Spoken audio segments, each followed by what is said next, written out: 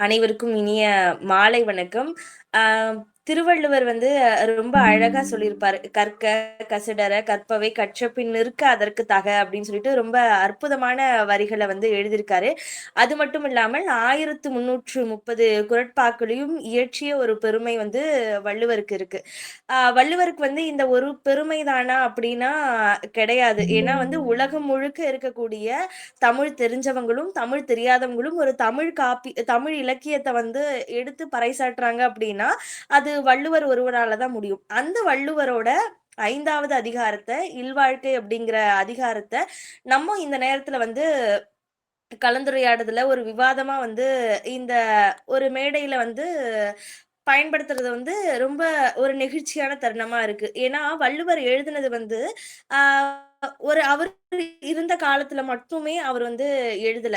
இப்போ வந்து 2K kids, Gen Z's அப்படின்னு நெறைய நம்ம வந்து புது புது சொற்றொடர்கள, புது புது வாக்கியங்கள வந்து நம்ம பயன்படுத்திட்டு இருக்கோம். இந்த எல்லா காலத்துக்கும் பொதுவான ஒரு திருக்குறள வந்து எழுதியிருக்கிறது அவரால மட்டும் தான் முடியும் அப்படின்னு நம்புறேன். ஏன்னா, நெறைய இலக்கியங்கள் பார்த்தோம் அப்படின்னா, அந்த இலக்கியங்கள் எல்லாம் அந்த காலத்த சார்ந்ததாக தான் இருக்கும். அந்த காலத்தினுடைய இல்வாழ்க்கை, இல்ல அந்த காலத்தினுடைய ஒரு சமயம் எப்படி இருந்தது? அவங்களோட சமூக சூழல் எப்படி இருந்தது? அவர்களோட கலாச்சாரம் எப்படி இருந்தது? அப்படிங்கிறத பிரதிபலிக்கிறதா இருக்கும். ஆனா, திருவள்ளுவர் எழுதிய அந்த திருக்குறள் அதாவது 2 அடியில வந்து உலகை அளந்தவர் அப்படின்னு சொல்லிட்டு ரொம்ப பெருமையா சொல்லுவாங்க. அப்போ அந்த திருக்குறள் மட்டும் தான் எல்லா காலத்துக்கும் பொதுவானதாக அமைஞ்சு, உலகத்திற்கே பொதுவான அமைந்த ஒரு உலக பொதுமறையா திகழ்ந்துட்டு இருக்கு. அப்போ அவர் எழுதின இந்த திருக்குறளுடைய 5வது அதிகாரத்த இந்த வாகை தமிழ்ச் சங்கத்தினுடைய கலந்துரையாடல் நிகழ்வுல வந்து விவாதிக்கிறது ரொம்ப பெருமைக்குரிய தருணமாக பார்க்கப்படுகிறது. இந்த உரையாடலுக்கு வருகை தந்திருக்கக்கூடிய அனைவரையும் வந்து வருக வருக என்று வரவேற்பதில் என்னுடைய மனம் வந்து பெருமை கொள்கிறது.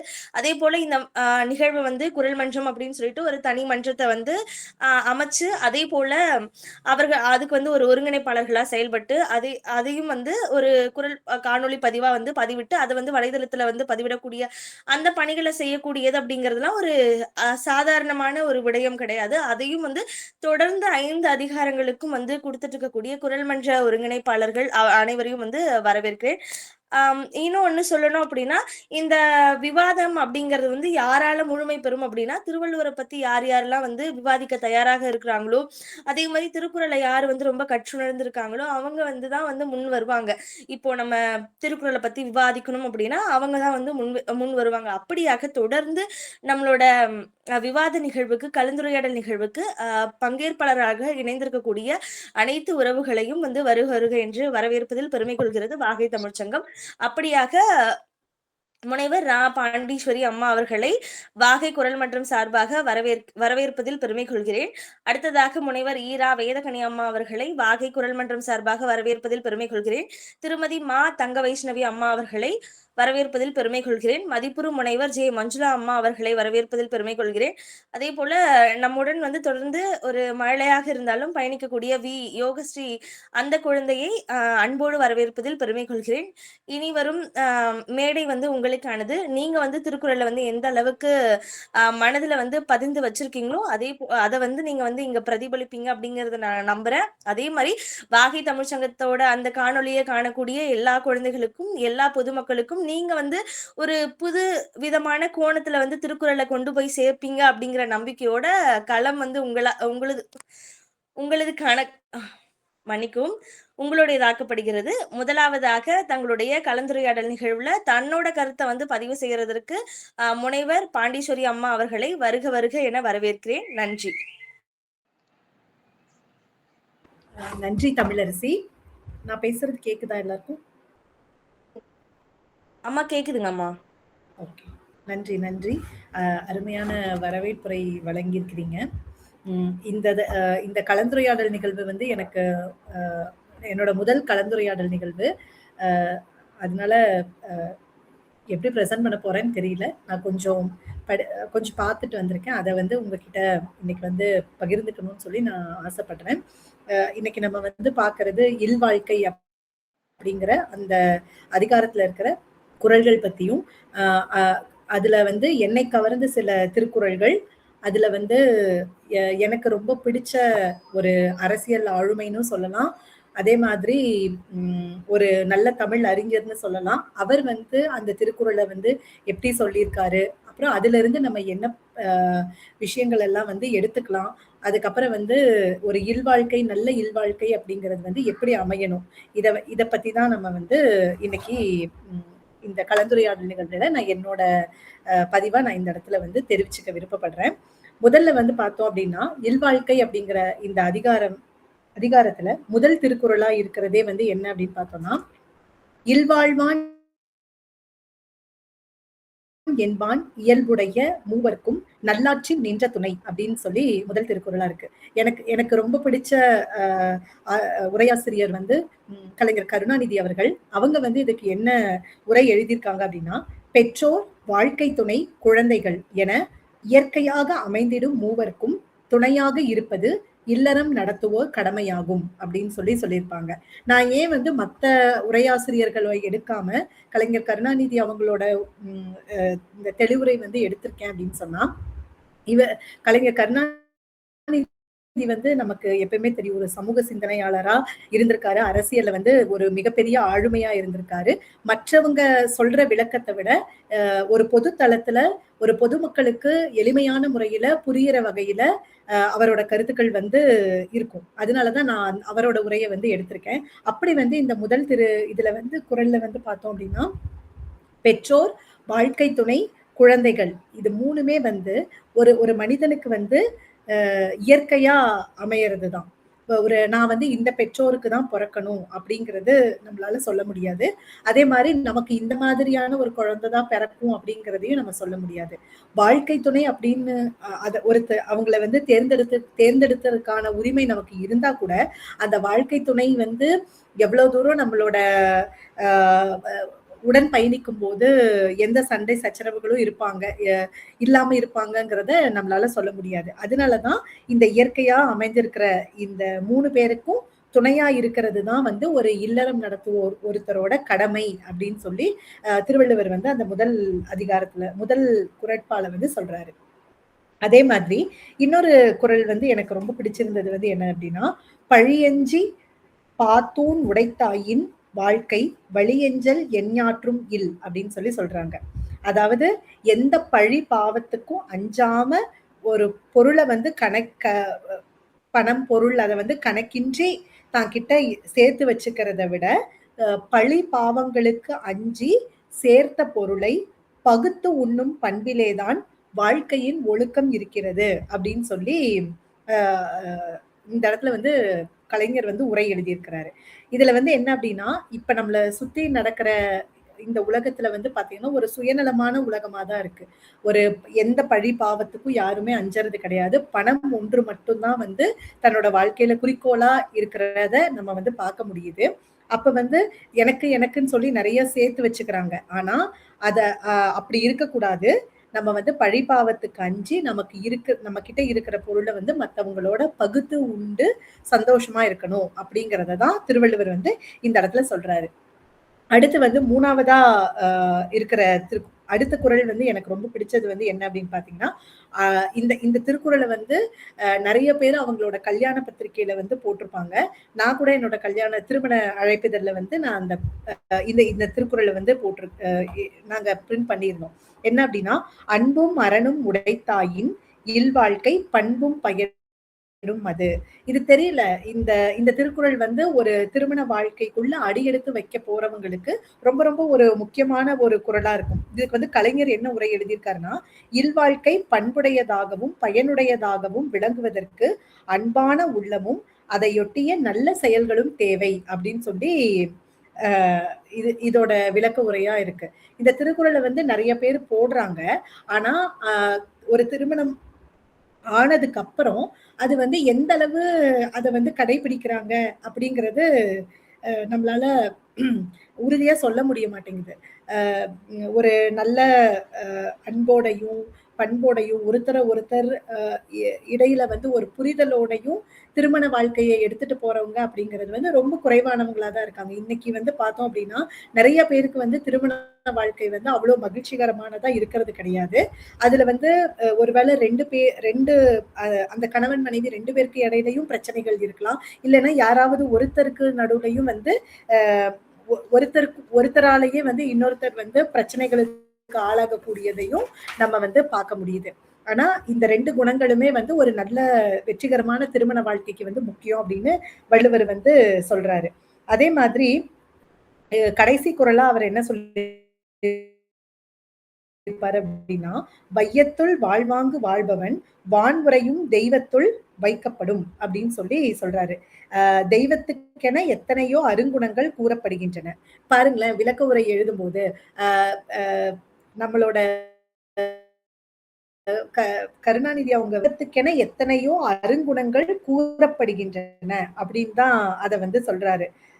உலகில் வாழ வேண்டிய அறநெறியில் நின்று வாழ்கிறவன் வானில் வாழ்வதாக சொல்லப்படும் தெய்வத்துக்கு இணையாக வைத்து மதிக்கப்படுவான் அப்படின்னு சொல்லி சொல்றாரு. இது வந்து யாரையும் காயப்படுத்துறதுக்காக சொல்லல. ஆனா வந்து அப்படி ஒருத்தர் இருந்தா அப்படிங்கிற கோர்வையில தான் எழுதியிருக்கிறாரு. அப்ப நம்ம வந்து ஒரு குடும்ப வாழ்க்கை அப்படிங்கிறது வந்து ரொம்ப ரொம்ப ஒரு முக்கியமா இருக்கும். ஒரு ஒரு ஒரு பெற்றோர் இருக்காங்க, ஒரு வயதான பெற்றோர் இருக்காங்கன்னா அவங்களோட அதிகபட்ச ஒரு விருப்பமே வந்து என்னவா இருக்குன்னா, தான் பெற்று வளர்த்த தன்னோட குழந்தைகளுக்கு வந்து ஒரு திருமணம் செய்து வச்சு அவங்க சந்தோஷமா வாழ்றத பாக்குறதுதான் அவங்களுக்கு இருக்கிற ஒரு பெரிய மகிழ்ச்சியான விஷயமாவும் இருக்கும். அப்புறம் நம்ம தமிழரசி முன்னாடியே சொன்ன மாதிரிதான் இன்னைக்கு இருக்கிற இளைய தலைமுறையினர் வந்து என்ன சொல்றது, ஒரு நிதானம், பொறுமை அப்படிங்கிறதெல்லாம் வந்து ரொம்ப குறைவா இருக்கிறத வந்து நம்ம வந்து பார்க்க முடியுது. ரொம்ப எளிதா வந்து அவங்களோட மன வாழ்க்கைய வந்து முறிச்சுக்கணும் அப்படிங்கிற இதுக்கு சீக்கிரம் போயிடுறாங்க. இல்லைன்னா அவங்க எடுத்துக்கிட்ட அந்த திருமண வாழ்க்கைய வந்து சந்தோஷமா எடுத்துட்டு போறதில்ல. ஏதோ வாழ்றோம், நம்ம கண்டிப்பா வாழ்ந்தே ஆகணுமே அப்படிங்கிற நெருடல்ல வாழ்றவங்களும் நிறைய பேரு இருக்கதான் செய்யறாங்க. அதனால இந்த திருக்குறள் படி நம்ம வந்து வாழ முயற்சித்தோம்னா நடக்கும். அதே மாதிரி வள்ளுவர் இந்த திருக்குறள் இதுல வந்து சொல்லும் போது ஒரு துறவு வாழ்க்கையையும் இல்வாழ்க்கையையும் ஒப்பீடு பண்ணி சொல்லியிருப்பாங்க. இந்த இடத்துல வந்து நான் ஒரு கதையை வந்து பதிவு பண்ணணும் அப்படின்னு சொல்லி நினைக்கிறேன். நான் ஒரு படிச்ச கதை.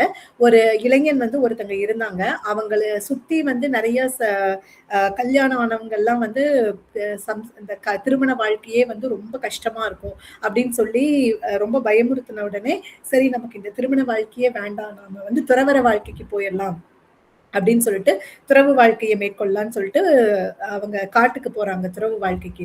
அப்ப போற வழியில வந்து ஒரு பெரிய ஆறு இருக்கு. அந்த ஆத்துல வந்து ஒரு படகோட்டி இருக்காங்க. ஆத்தோட இந்த கரையில வந்து அவங்க குடும்பத்தோட வாழ்ந்துட்டு இருக்கிறாங்க. அப்ப அந்த ஆற வந்து தாண்டி வந்ததுக்கு அப்புறம் இருட்டிருது. இதுக்கப்புறம் நம்ம தொடர்ச்சியா போக முடியாதுன்னு சொல்லிட்டு அந்த படகோட்டியோட வீட்லயே வந்து தங்கிடுறாங்க. அப்ப அந்த படகோட்டி வந்து அவர் ரொம்ப குறைவான வருமானத்துல தான் இருக்கிறாரு. ஆனா வந்தவங்களை வந்து இன்முகத்தோட வரவேற்று தனக்கு இருக்கிற அவருக்கு வந்து பங்கிட்டு கொடுக்கிறாரு சாப்பிடுறதுக்கு. அதே மாதிரி இரவு தூங்க போறதுக்கு முன்னாடி பாக்குறாரு வெளியே யாராவது ஆத்துல வந்து ஏதாவது பிரச்சனையோட வந்திருக்காங்களா, சில நேரத்துல ஆத்துல மூழ்கிட்டு காப்பாத்தணும் அப்படிங்கிற மாதிரி உதவி தேவைப்படுறவங்களுக்கும் அவர் வந்து அந்த நேரத்துல வந்து தினமுமே தூங்க போறதுக்கு முன்னாடி அந்த மாதிரி பாக்குறவராகவும் இருக்கிறாரு. அப்ப வந்து ஆனா இவ்வளவு கஷ்டங்களுக்கு நடுவுலையும் அவங்க வந்து அவங்களோட திருமண வாழ்க்கையை வந்து சந்தோஷமா வாழ்ந்துட்டு இருக்காங்க. அப்ப அடுத்த நாள் காலையில வந்து அந்த இளைஞன் வந்து அந்த படகோட்டிட்டு கேட்கிறான், உனக்குதான் வாழ்க்கை இவ்வளவு கஷ்டமா இருக்கே, நீ ஏன் வந்து இவ்வளவு கஷ்டப்பட்டு இந்த திருமண வாழ்க்கையில இருக்கிற, பேசாம துறவரம் போயிடலாம்ல அப்படின்னு சொல்லி சொன்னதுக்கு அவர் வந்து என்ன பதில் சொல்றாரு அந்த படகோட்டி அப்படின்னா, தன் கடமைகளை சரியாக செய்து பிறருக்கு உதவி கொண்டு வாழும் இல்வாழ்க்கைதான் காட்டில் செய்யும் தவத்தை விட மிகவும் உயர்ந்தது அப்படின்னு சொல்லி சொல்றாங்க. அப்ப எல்லா சமயங்களுமே வந்து துறவற வாழ்க்கை முக்கியம், அதுதான் ஒரு ஒரு சந்தோஷத்தை தரக்கூடியதுன்னு சொன்னதை தாண்டி வள்ளுவர் வந்து இந்த இல்வாழ்க்கை அப்படிங்கிறதுல தான் இல்லறம் தான் சிறந்தது அப்படிங்கிறத திருவள்ளுவர் வந்து இந்த இதுல வந்து சொல்லியிருக்காரு. கண்டிப்பா இல்வாழ்க்கை திருமண வாழ்க்கை அப்படிங்கிறது வந்து யாருக்குமே வந்து ஒரு சந்தோஷமா அதாவது சந்தோஷம்னு சொல்றது வந்து என்ன அப்படின்னா, திருமணமான புதிதுல ஒரு இளமை இருக்கும்போது இருக்கிற சந்தோஷம் வந்து அப்படியே வந்து கடைசி வரைக்கும் இருக்குமான்னு சொல்ல முடியாது. சில ஆண்டுகள் தாண்டினதுக்கு அப்புறம் வந்து பார்த்தோம்னா, கண்டிப்பா திருமண வாழ்க்கையில ஒரு சலிப்பு வரும். நம்ம ஏன் வந்து இவங்கள திருமணம் பண்ணிக்கிட்டோம்? ஏன் வந்து இவ்ளோ கஷ்டங்கள் நமக்கு வருது? இப்படின்னு நெறைய பிரச்சனைகள் வந்து இருக்கும். ஆனா, நம்ம வந்து ஒரு மகிழ்ச்சியான திருமண வாழ்க்கைய எடுத்துட்டு போகணும் அப்படின்னு சொன்னா, நான் சில விஷயங்கள் எல்லாம் பகிர்ந்துக்க விருப்பப்படுறேன். என்ன அப்படின்னா, ஒரு கணவன், மனைவி இவங்க 2 பேருக்கு நடுவுல ஒரு மனப்பக்குவமும், ஒரு சகிப்புத்தன்மையும் வேணும். ஏன்னா, ஆண், பெண் 2 பேருமே வேற வேற உயிர்கள். அப்ப அவங்களுக்கு வந்து அந்த நெறைய நேரத்துல நம்மளோட துணை வந்து நமக்கு பிடிக்காத விஷயங்கள செய்யும்போது கூட, அத வந்து முடிஞ்ச அளவுக்கு அ அ ஏத்துக்கிற மனப்பக்குவம் வந்து முக்கியமா தேவைப்படுது. அதே மாரி 2 பேருக்கும் நடுவுல ஒரு நேர்மறையான எண்ணங்கள் வந்து இருக்கணும். எது நடந்தாலும் இது தப்பு, இல்ல வந்து எப்பயுமே ஒரு நெகட்டிவாவே யோசிச்சுட்டு இருப்பாங்க வாழ்க்கையில நடக்கிறத. அப்படி இருக்கக்கூடாது. நேர்மறையான எண்ணங்கள் வந்து இருக்கணும். கணவன், மனைவி 2 பேருக்கு நடுவுலயும் சுய ஒழுக்கம் அப்படிங்கிறது வந்து முக்கியமா தேவைப்படும். ஏன்னா, இன்னைக்கு இருக்கிற நம்மளோட சூழ்நிலைகள் வந்து பார்த்தோம் அப்படின்னு சொன்னா, நம்மள வந்து ஏதாவது ஒரு விதத்துல ஒரு ம் தவறு செய்ய தூண்டுதுங்கிறத தாண்டி, நம்மள வந்து கன்சியூம் பண்ண வைக்குது. நுகர்வு கலாச்சாரத்துக்குள்ள நம்ம ரொம்ப சிக்கி இருக்கிறோம். அப்ப வந்து அந்த இடத்துல நமக்கு வந்து சுய ஒழுக்கம், நம்ம குடும்பத்த கட்டுக்கோப்பா எடுத்துட்டு போணும்னா, நமக்கு வந்து சுய ஒழுக்கம் ரொம்ப முக்கியம் அப்படிங்கிறது இருக்கணும். அதே மாரி கணவன், மனைவி 2 பேருக்கும் அந்த அ வீடு அப்படிங்கிறத கட்டி எடுத்துட்டு போறதுக்கு ஒரு விடாமுயற்சி வந்து ரொம்ப தேவைப்படுது. அதே மாரி அ கோபத்த வந்து கட்டுப்படுத்தணும். யாராவது ஒருத்தங்க 2 பேருமே கோவக்காரங்களா இருந்தா, அந்த குடும்ப வாழ்க்கை வந்து கண்டிப்பா ஒரு நிம்மதியான வாழ்க்கையா வந்து இருக்காது. அதே மாரி திருமண வாழ்க்கையில பெரும்பாலும் வந்து வாழ்க்கை துணை செய்யற ஒரு பெரிய தவறு என்ன அப்டின்னா, தன்னோட குடும்பத்த வந்து மற்ற குடும்பத்தோட ஒப்பிட்டு பார்ப்பாங்க. அது வந்து ரொம்ப பெரிய தப்பு. ஒருத்தருக்கும் ஒரு தனிப்பட்ட வாழ்வு. சிலர் வந்து இப்ப இன்னைக்கு இருக்கிற இந்த சோசியல் மீடியா இந்த இதுல வந்து சோசியல் மீடியால ரொம்ப சந்தோஷமான ஒரு கப்பலா காட்டுறாங்க. ஆனா சில ஆண்டுகள் கழிச்சு பார்த்தோம் அப்டின்னா, அவங்களே வந்து மனமுறிவு ஏற்பட்டு போறவங்களாவும் நம்ம வந்து பார்க்க முடியுது. அதனால நம்மளோட வாழ்க்கை, நமக்கு அமைஞ்ச வாழ்க்கைய நம்ம மத்தவங்களோட வாழ்க்கையோட ஒப்பிட்டு பார்க்கவே கூடாது. அதே மாதிரி கணவன், மனைவி 2 பேருக்கு நடுவுல ஒரு அன்பு இருக்கணும். எந்த பிரச்சனைகள் வந்தாலும் மன்னிக்கிற குணம் அப்படிங்கிறது வந்து தேவ. ஆனா, இந்த இடத்துல அந்த மன்னிக்கிற குணம் அப்படிங்கிறதுக்கு ஒரு அளவு இருக்கு. ஒரு லெவலுக்கு மேல போயி, அ அ ஒரு தன்னோட வாழ்க்கை துணைய வந்து காயப்படுத்துறதோ, பிசிக்கல் அபியூஸ்ன்னு சொல்லுவாங்க. அந்த மாதிரி காயப்படுத்துறது, அந்த மாதிரி சினாரியோஸ் இருக்கும்போது, அத நம்ம வந்து கண்டிப்பா ஊக்குவிக்க கூடாது. ஆனா, சின்ன சின்ன பிரச்சனைகள் எல்லாம் வரும்போது, நம்ம வந்து மன்னிக்கிறது அப்படிங்கிறது, திருமண வாழ்க்கைய வந்து இன்னும் கொஞ்சம் கூட நல்லா எடுத்துட்டு போகும். அதே மாரி நான் சொன்னேன் இல்லையா, ஒரு ஒரு குறிப்பிட்ட ஆண்டுகள் கழிச்சு, இளமையெல்லாம் கொஞ்சம் மறைஞ்சு ஒரு நடுத்தர வாழ்க்கைக்கு வரும்போது வந்து பார்த்தோம்னா, ஒரு சலிப்பு இருக்கும். இவர்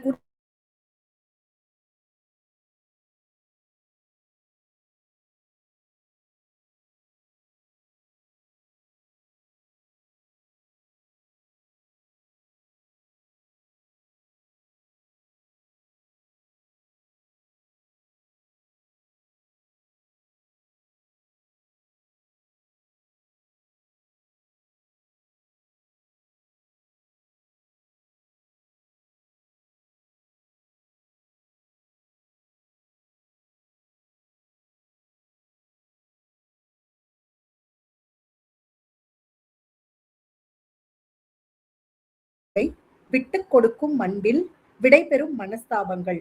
சுமைகளை பாதியாய் பகிர்ந்து, சுகங்களை இரட்டிப்பாய் மாற்றும் நம்பிக்கை என்னும் நூலில் தொடுத்த அழகிய மாலைதான் இந்த இல்வாழ்க்கை அப்படின்னு சொல்றேன். இந்த கவிதை வந்து சொல்லுது. அப்ப அ நமக்கு எல்லாருக்குமே தெரியும், திருக்குறள் அப்படிங்கிறது வந்து ஒரு உலக பொதுமறையா இருக்கு. திருக்குறள்ல சொல்லாத கருத்துக்களே வந்து இல்லவே இல்ல. ஒரு 2000 வருடங்களுக்கு முன்பு பழமையான ஒரு நமக்கு கிடைச்ச ஒரு பொக்கிஷமா இருக்கக்கூடியது இந்த திருக்குறள் அப்படிங்கிற ஒரு புத்தகம். இந்த திருக்குறள்ல திருவள்ளுவர் சொல்லியிருக்கிறபடி நம்மளோட இல்வாழ்க்கைய வந்து நம்ம அமைச்சுக்கிட்டோம் அப்படின்னு சொன்னா, கண்டிப்பா அது வந்து ஒரு மகிழ்ச்சிகரமான வாழ்க்கையா இருக்கும் அப்படின்னு நான் என்னோட கருத்த வந்து இந்த இடத்துல பதிவு பண்ணிக்கிறேன். வாய்ப்புக்கு நன்றி.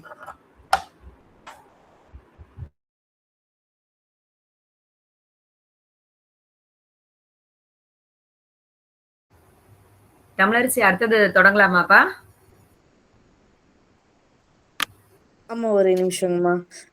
எப்பயும் போல பணுவல் மன்றத்துல வந்து தங்களோட சிறப்பான உரைகள வந்து நான் பார்த்துருக்கேன். அதேபோல இன்னைக்குமே வந்து உங்களோட முதல் நிகழ்வுன்னு சொன்னீங்க.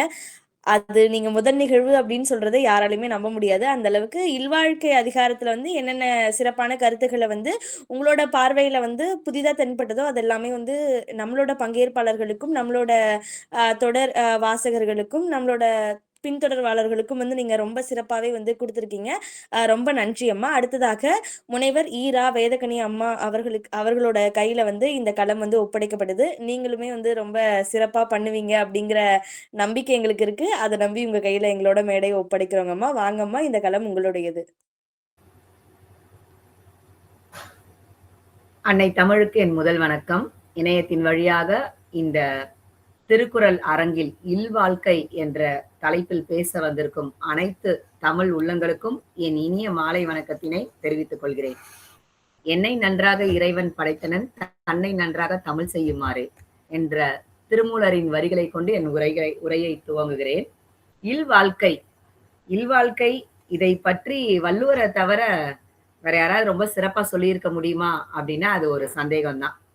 ஏன்னா வள்ளுவருடைய காலம், அவர் எந்த ஆண்டு பிறந்தாரு, அவர் எந்த ஆண்டு இந்த திருக்குறளை எழுதினாரு, உண்மையிலேயே அவர் வந்து இந்த வரிசைப்படிதான் 10 குறளையும் வைப்பு முறையில வைச்சாரா, பகுப்பு முறையும் அமைப்பு முறையும் அப்படின்றதே எல்லாமே ஒரு சந்தேகத்திற்கு இடமா இருக்கு.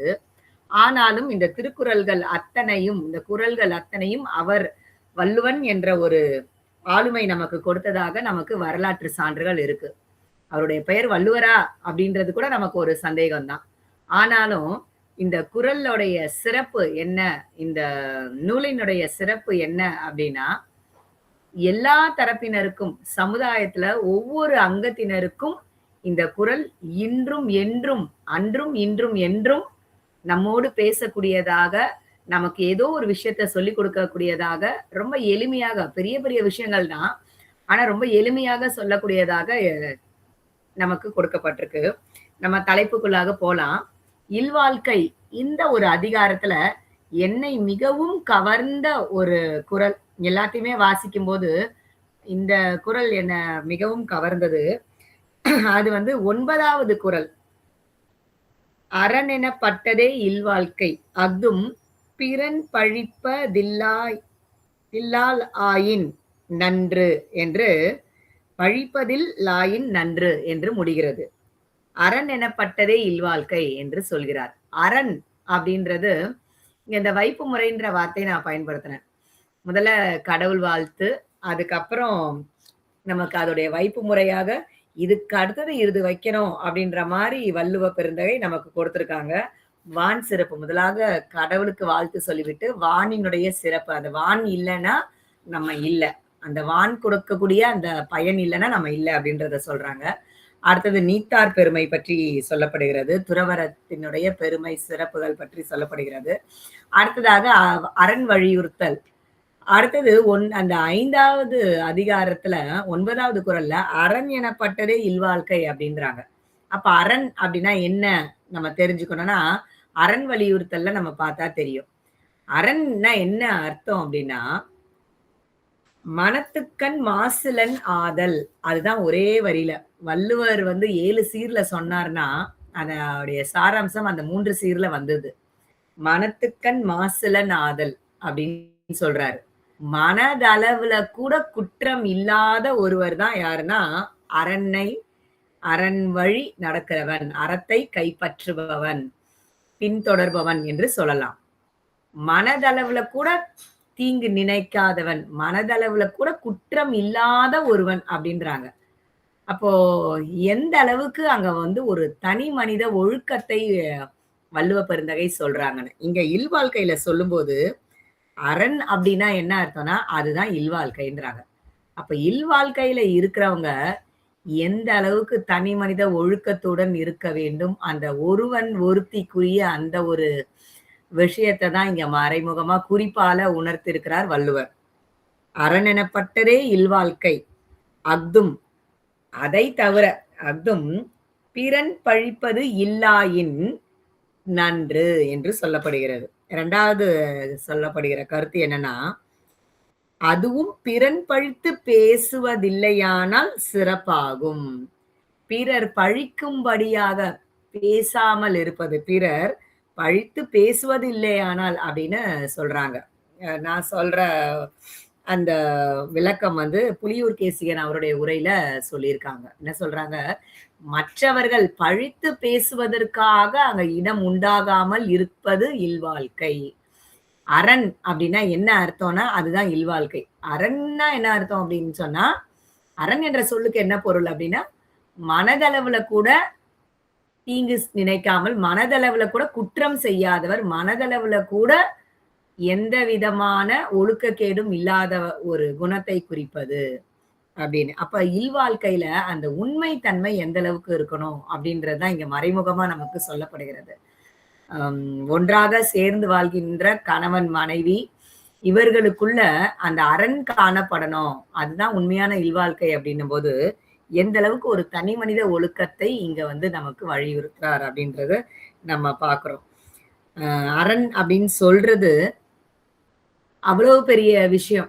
அந்த அறத்தின் வழி வாழ்றதுதான் இந்த இல்வாழ்க்கை அப்படின்றது. மனதளவுல ஒருவன் வந்து தூய்மையானவனாக இருக்க வேண்டும் இல்வாழ்க்கை வாழ்பவன். அடுத்ததாக நான் சொல்லணும்னு நினைத்த குறள் என்ன அப்படின்னா, 2வது குறள். துறந்தார்க்கும் துவாதவர்க்கும் இறந்தார்க்கும் இல்வாழ்வான் என்பான் துணை அப்படின்னு சொல்றாங்க 2வது குறள்ல. துறந்தார் என்று சொல்லப்படுகிறது. இங்க துறந்தார் அப்படின்றதுக்கு நிறைய விளக்கங்கள் நமக்கு கொடுக்கறாங்க.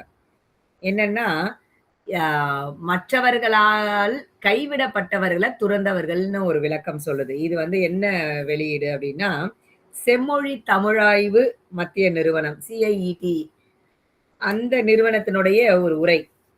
அதுல என்ன சொல்றாங்கன்னா, கைவிடப்பட்டவர்கள் அவர்கள் தான் துறந்தார்னு சொல்றாங்க. யாருமே இல்லை என்பவர்கள், தனக்கு ஆதரவற்றவர்கள் தான் அங்க துறந்தார்னு இந்த விளக்க உரை சொல்லுது. துறந்தார்க்கும் துவாதார்க்கும், அதாவது காப்பாற்றுவதற்கு ஆட்கள் இருக்கிறார்கள், ஆனால் காப்பாற்றவில்லை. இன்னொரு ஒரு கேட்டகரி என்னன்னா, யாருமே இல்லாத ஆதரவற்றவர்கள், ஒரு அனாதை அப்படின்றது கூட சொல்லலாம். ஒவ்வொருத்தருடைய விளக்க உரையும் ஒவ்வொரு திருக்குறளுக்கு மட்டும்தான் கிட்டத்தட்ட 2000 வருஷமா இன்றும் புதிய புதிய உரைகள் வந்துகிட்டே இருக்கு.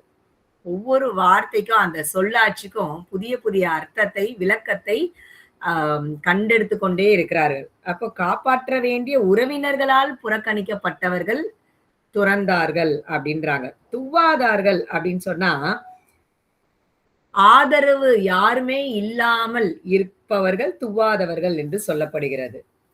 அடுத்தது இறந்தார்க்கும், இங்க இறந்து போனவர்களுக்கும் இல்லறத்தான் துணையாக இருப்பானாம். இறந்து போனவர்களுக்கும் இல்லறத்தான் துணையாக இருப்பான் அப்படின்னா அது என்ன அர்த்தம்? இறந்த பிறகு நம்ம எதுக்கு அவங்கள பத்தி பேசுறோம் அப்படின்னா, இறந்தவர்கள் யார சொல்றாங்களா? நம்மளுடைய மூதாதையர்கள்.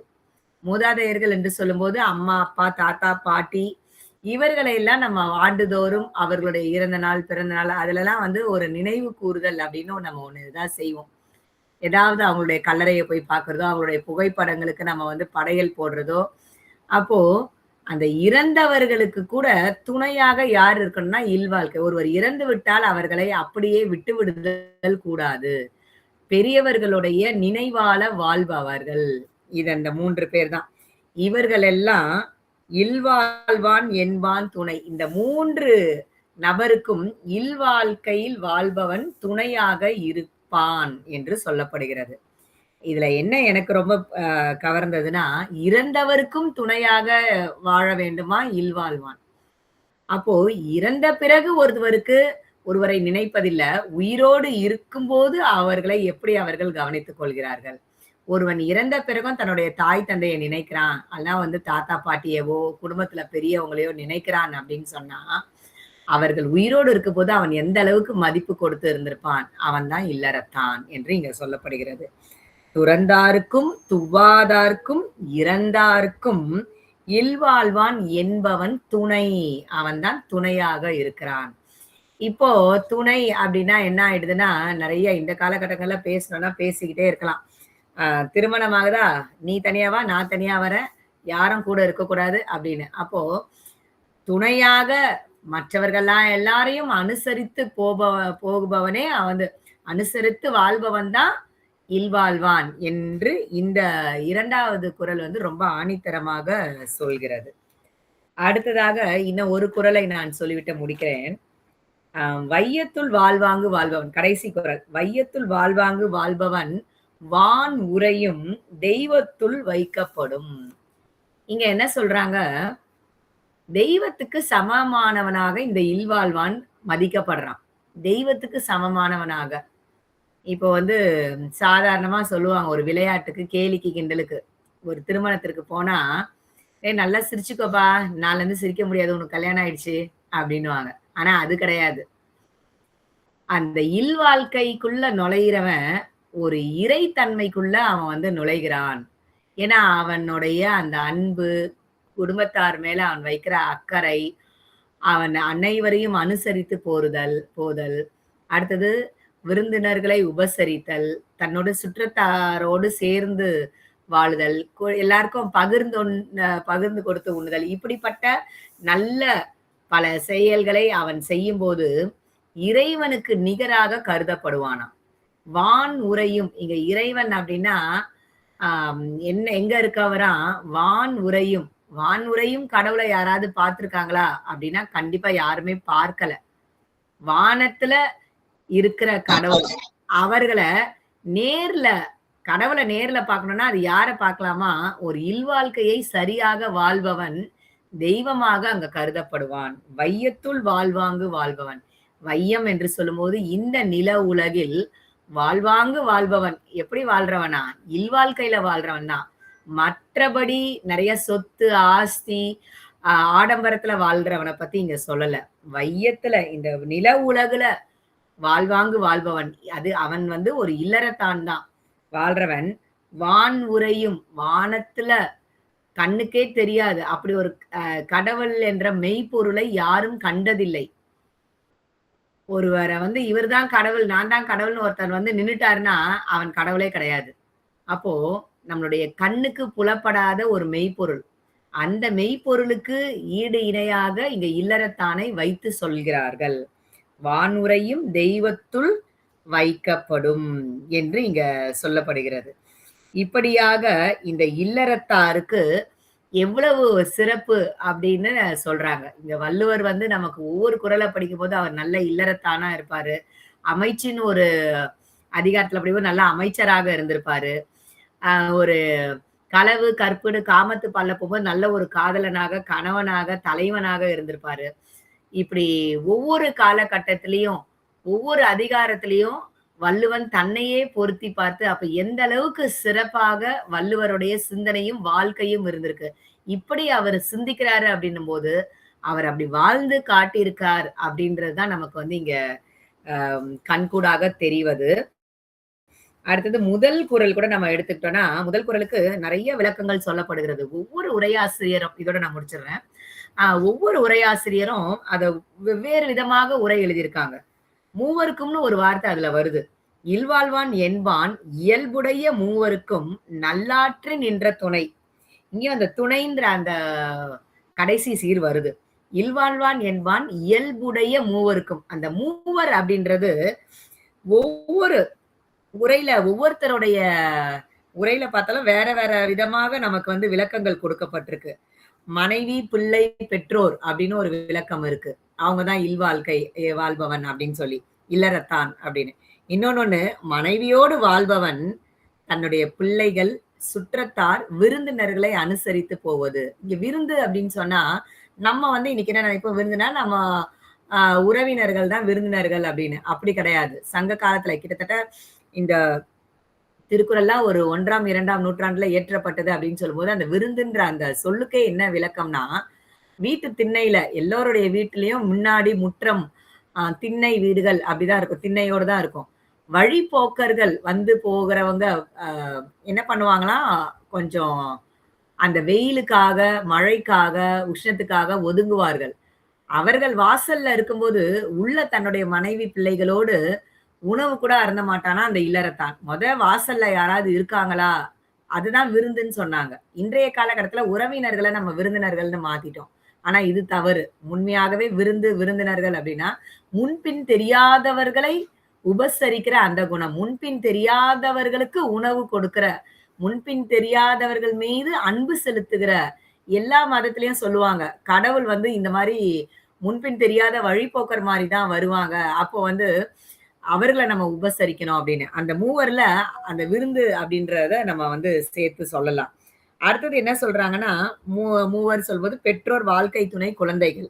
இன்னொரு விளக்கம், ஆ மனைவியோடு வாழ்பவன், பிள்ளை, பெற்றோர், உறவினர் அப்படின்னு ஒரு விளக்கம் இருக்கு. அப்ப அந்த மூவர் அப்படின்றது ஒரு நிறைவான எண்ணாக இருக்கு. எந்த மூவரை வேணா நம்ம வந்து எடுத்துக்கலாம். இல்வாழ்க்கை வாழ்பவன் முதல்ல தன்னுடைய குடும்பத்துக்கு துணையாக இருக்கணும். தன்னை நம்பி வந்த மனைவி, ஆனா இந்த இல்வாழ்வான்னு சொல்லும்போது இது இன்னொரு விளக்கத்தை நம்ம பார்க்கணும். ரொம்ப டைம் எடுத்துக்கிறேன் நினைக்கிறேன். இதை மட்டும் சொல்லிட்டு முடிச்சிடுறேன். இல்வாழ்வான்றது வெறும் ஆணுக்கு மட்டுமே உரிய அந்த ஒரு அதிகாரமா அப்படின்னா இல்லவே இல்லை. இதுல வந்து 2 பேருமே இதுல வந்து சம்மந்தப்பட்டவர்கள். பெண்களும் சரி, ஆண்களும் சரி. இப்ப சிலப்பதிகாரத்துல நம்ம பார்க்கும்போது கண்ணகி வந்து கோவலனை பிரிஞ்சிருக்கும் போது அவளால அந்த துறவரத்துல இருக்கிறவங்க விருந்தினர்களை உபசரிக்க முடியலையேன்னு அவ வந்து வருத்தப்பட்டாலாம். தான் தனிமையா இருக்கிறத நினைச்சு வருத்தப்படலையாம். கோவலன் தன்னை விட்டு போயிட்டு மாதவியோட இருக்கிறத நினைச்சு வருத்தப்படலையாம். அவ வந்து இல்லறத்தானுடைய கடமையை தன்னால செய்ய முடியலையேன்னு வருத்தப்பட்டாலாம். அப்போ இல்வாழ்வான் என்பது வெறும் ஆணுக்கு மட்டுமே உரிய அதிகாரமாக நாம் எடுத்துக்கொள்ளுதல் மிக தவறு. பெண்களுக்கும் உரியது. பெண்கள் வந்து எப்படி தன்னுடைய தாய் தகப்பனை நேசிக்கிறாளோ அது போல கணவனுடைய தாய் தகப்பன், அவர்களுடைய உடன் பிறந்தவர்கள், சுற்றத்தார் அவர்கள் மீதும் அக்கறையாக இருக்க வேண்டும் என்றுதான் இல்வாழ்க்கை என்ற அந்த அதிகாரத்துல இல்வாழ்வான் என்ற அந்த பால் விகுதி ஆண் பாலுக்கு மட்டும் உரியதல்ல, பெண் பாலுக்கும் உரியது. நம்ம அந்த கண்ணோட்டத்துல நம்ம படிச்சோம் அப்படின்னா இன்றைய காலகட்டத்துல இந்த திருக்குறளின்படி வாழ்ந்தால் நிறைய நம்மளுடைய விவாகரத்து நிறைய ரத்து செய்யப்படும். விவாகரத்து இல்லாத நல்ல ஒரு மகிழ்ச்சியான ஒரு வாழ்க்கை, வையத்துள் வாழ்வாங்கு வாழ்பவன் போல அந்த வானுரையும் இறைவனுக்கு நிகராக நம்மளுடைய ஒவ்வொருவரும் நாம கருதப்படுவோம் என்று சொல்லி இந்த இல்வாழ்க்கை என்ற தலைப்பில் எனக்கு பேச வாய்ப்பளித்த வாகை தமிழ்ச்சங்கம், மாணவர் மன்றம், பணுவல் மன்றம் அனைவருக்கும் என் நன்றியினை தெரிவித்துக் கொள்கிறேன். நன்றி, வணக்கம்.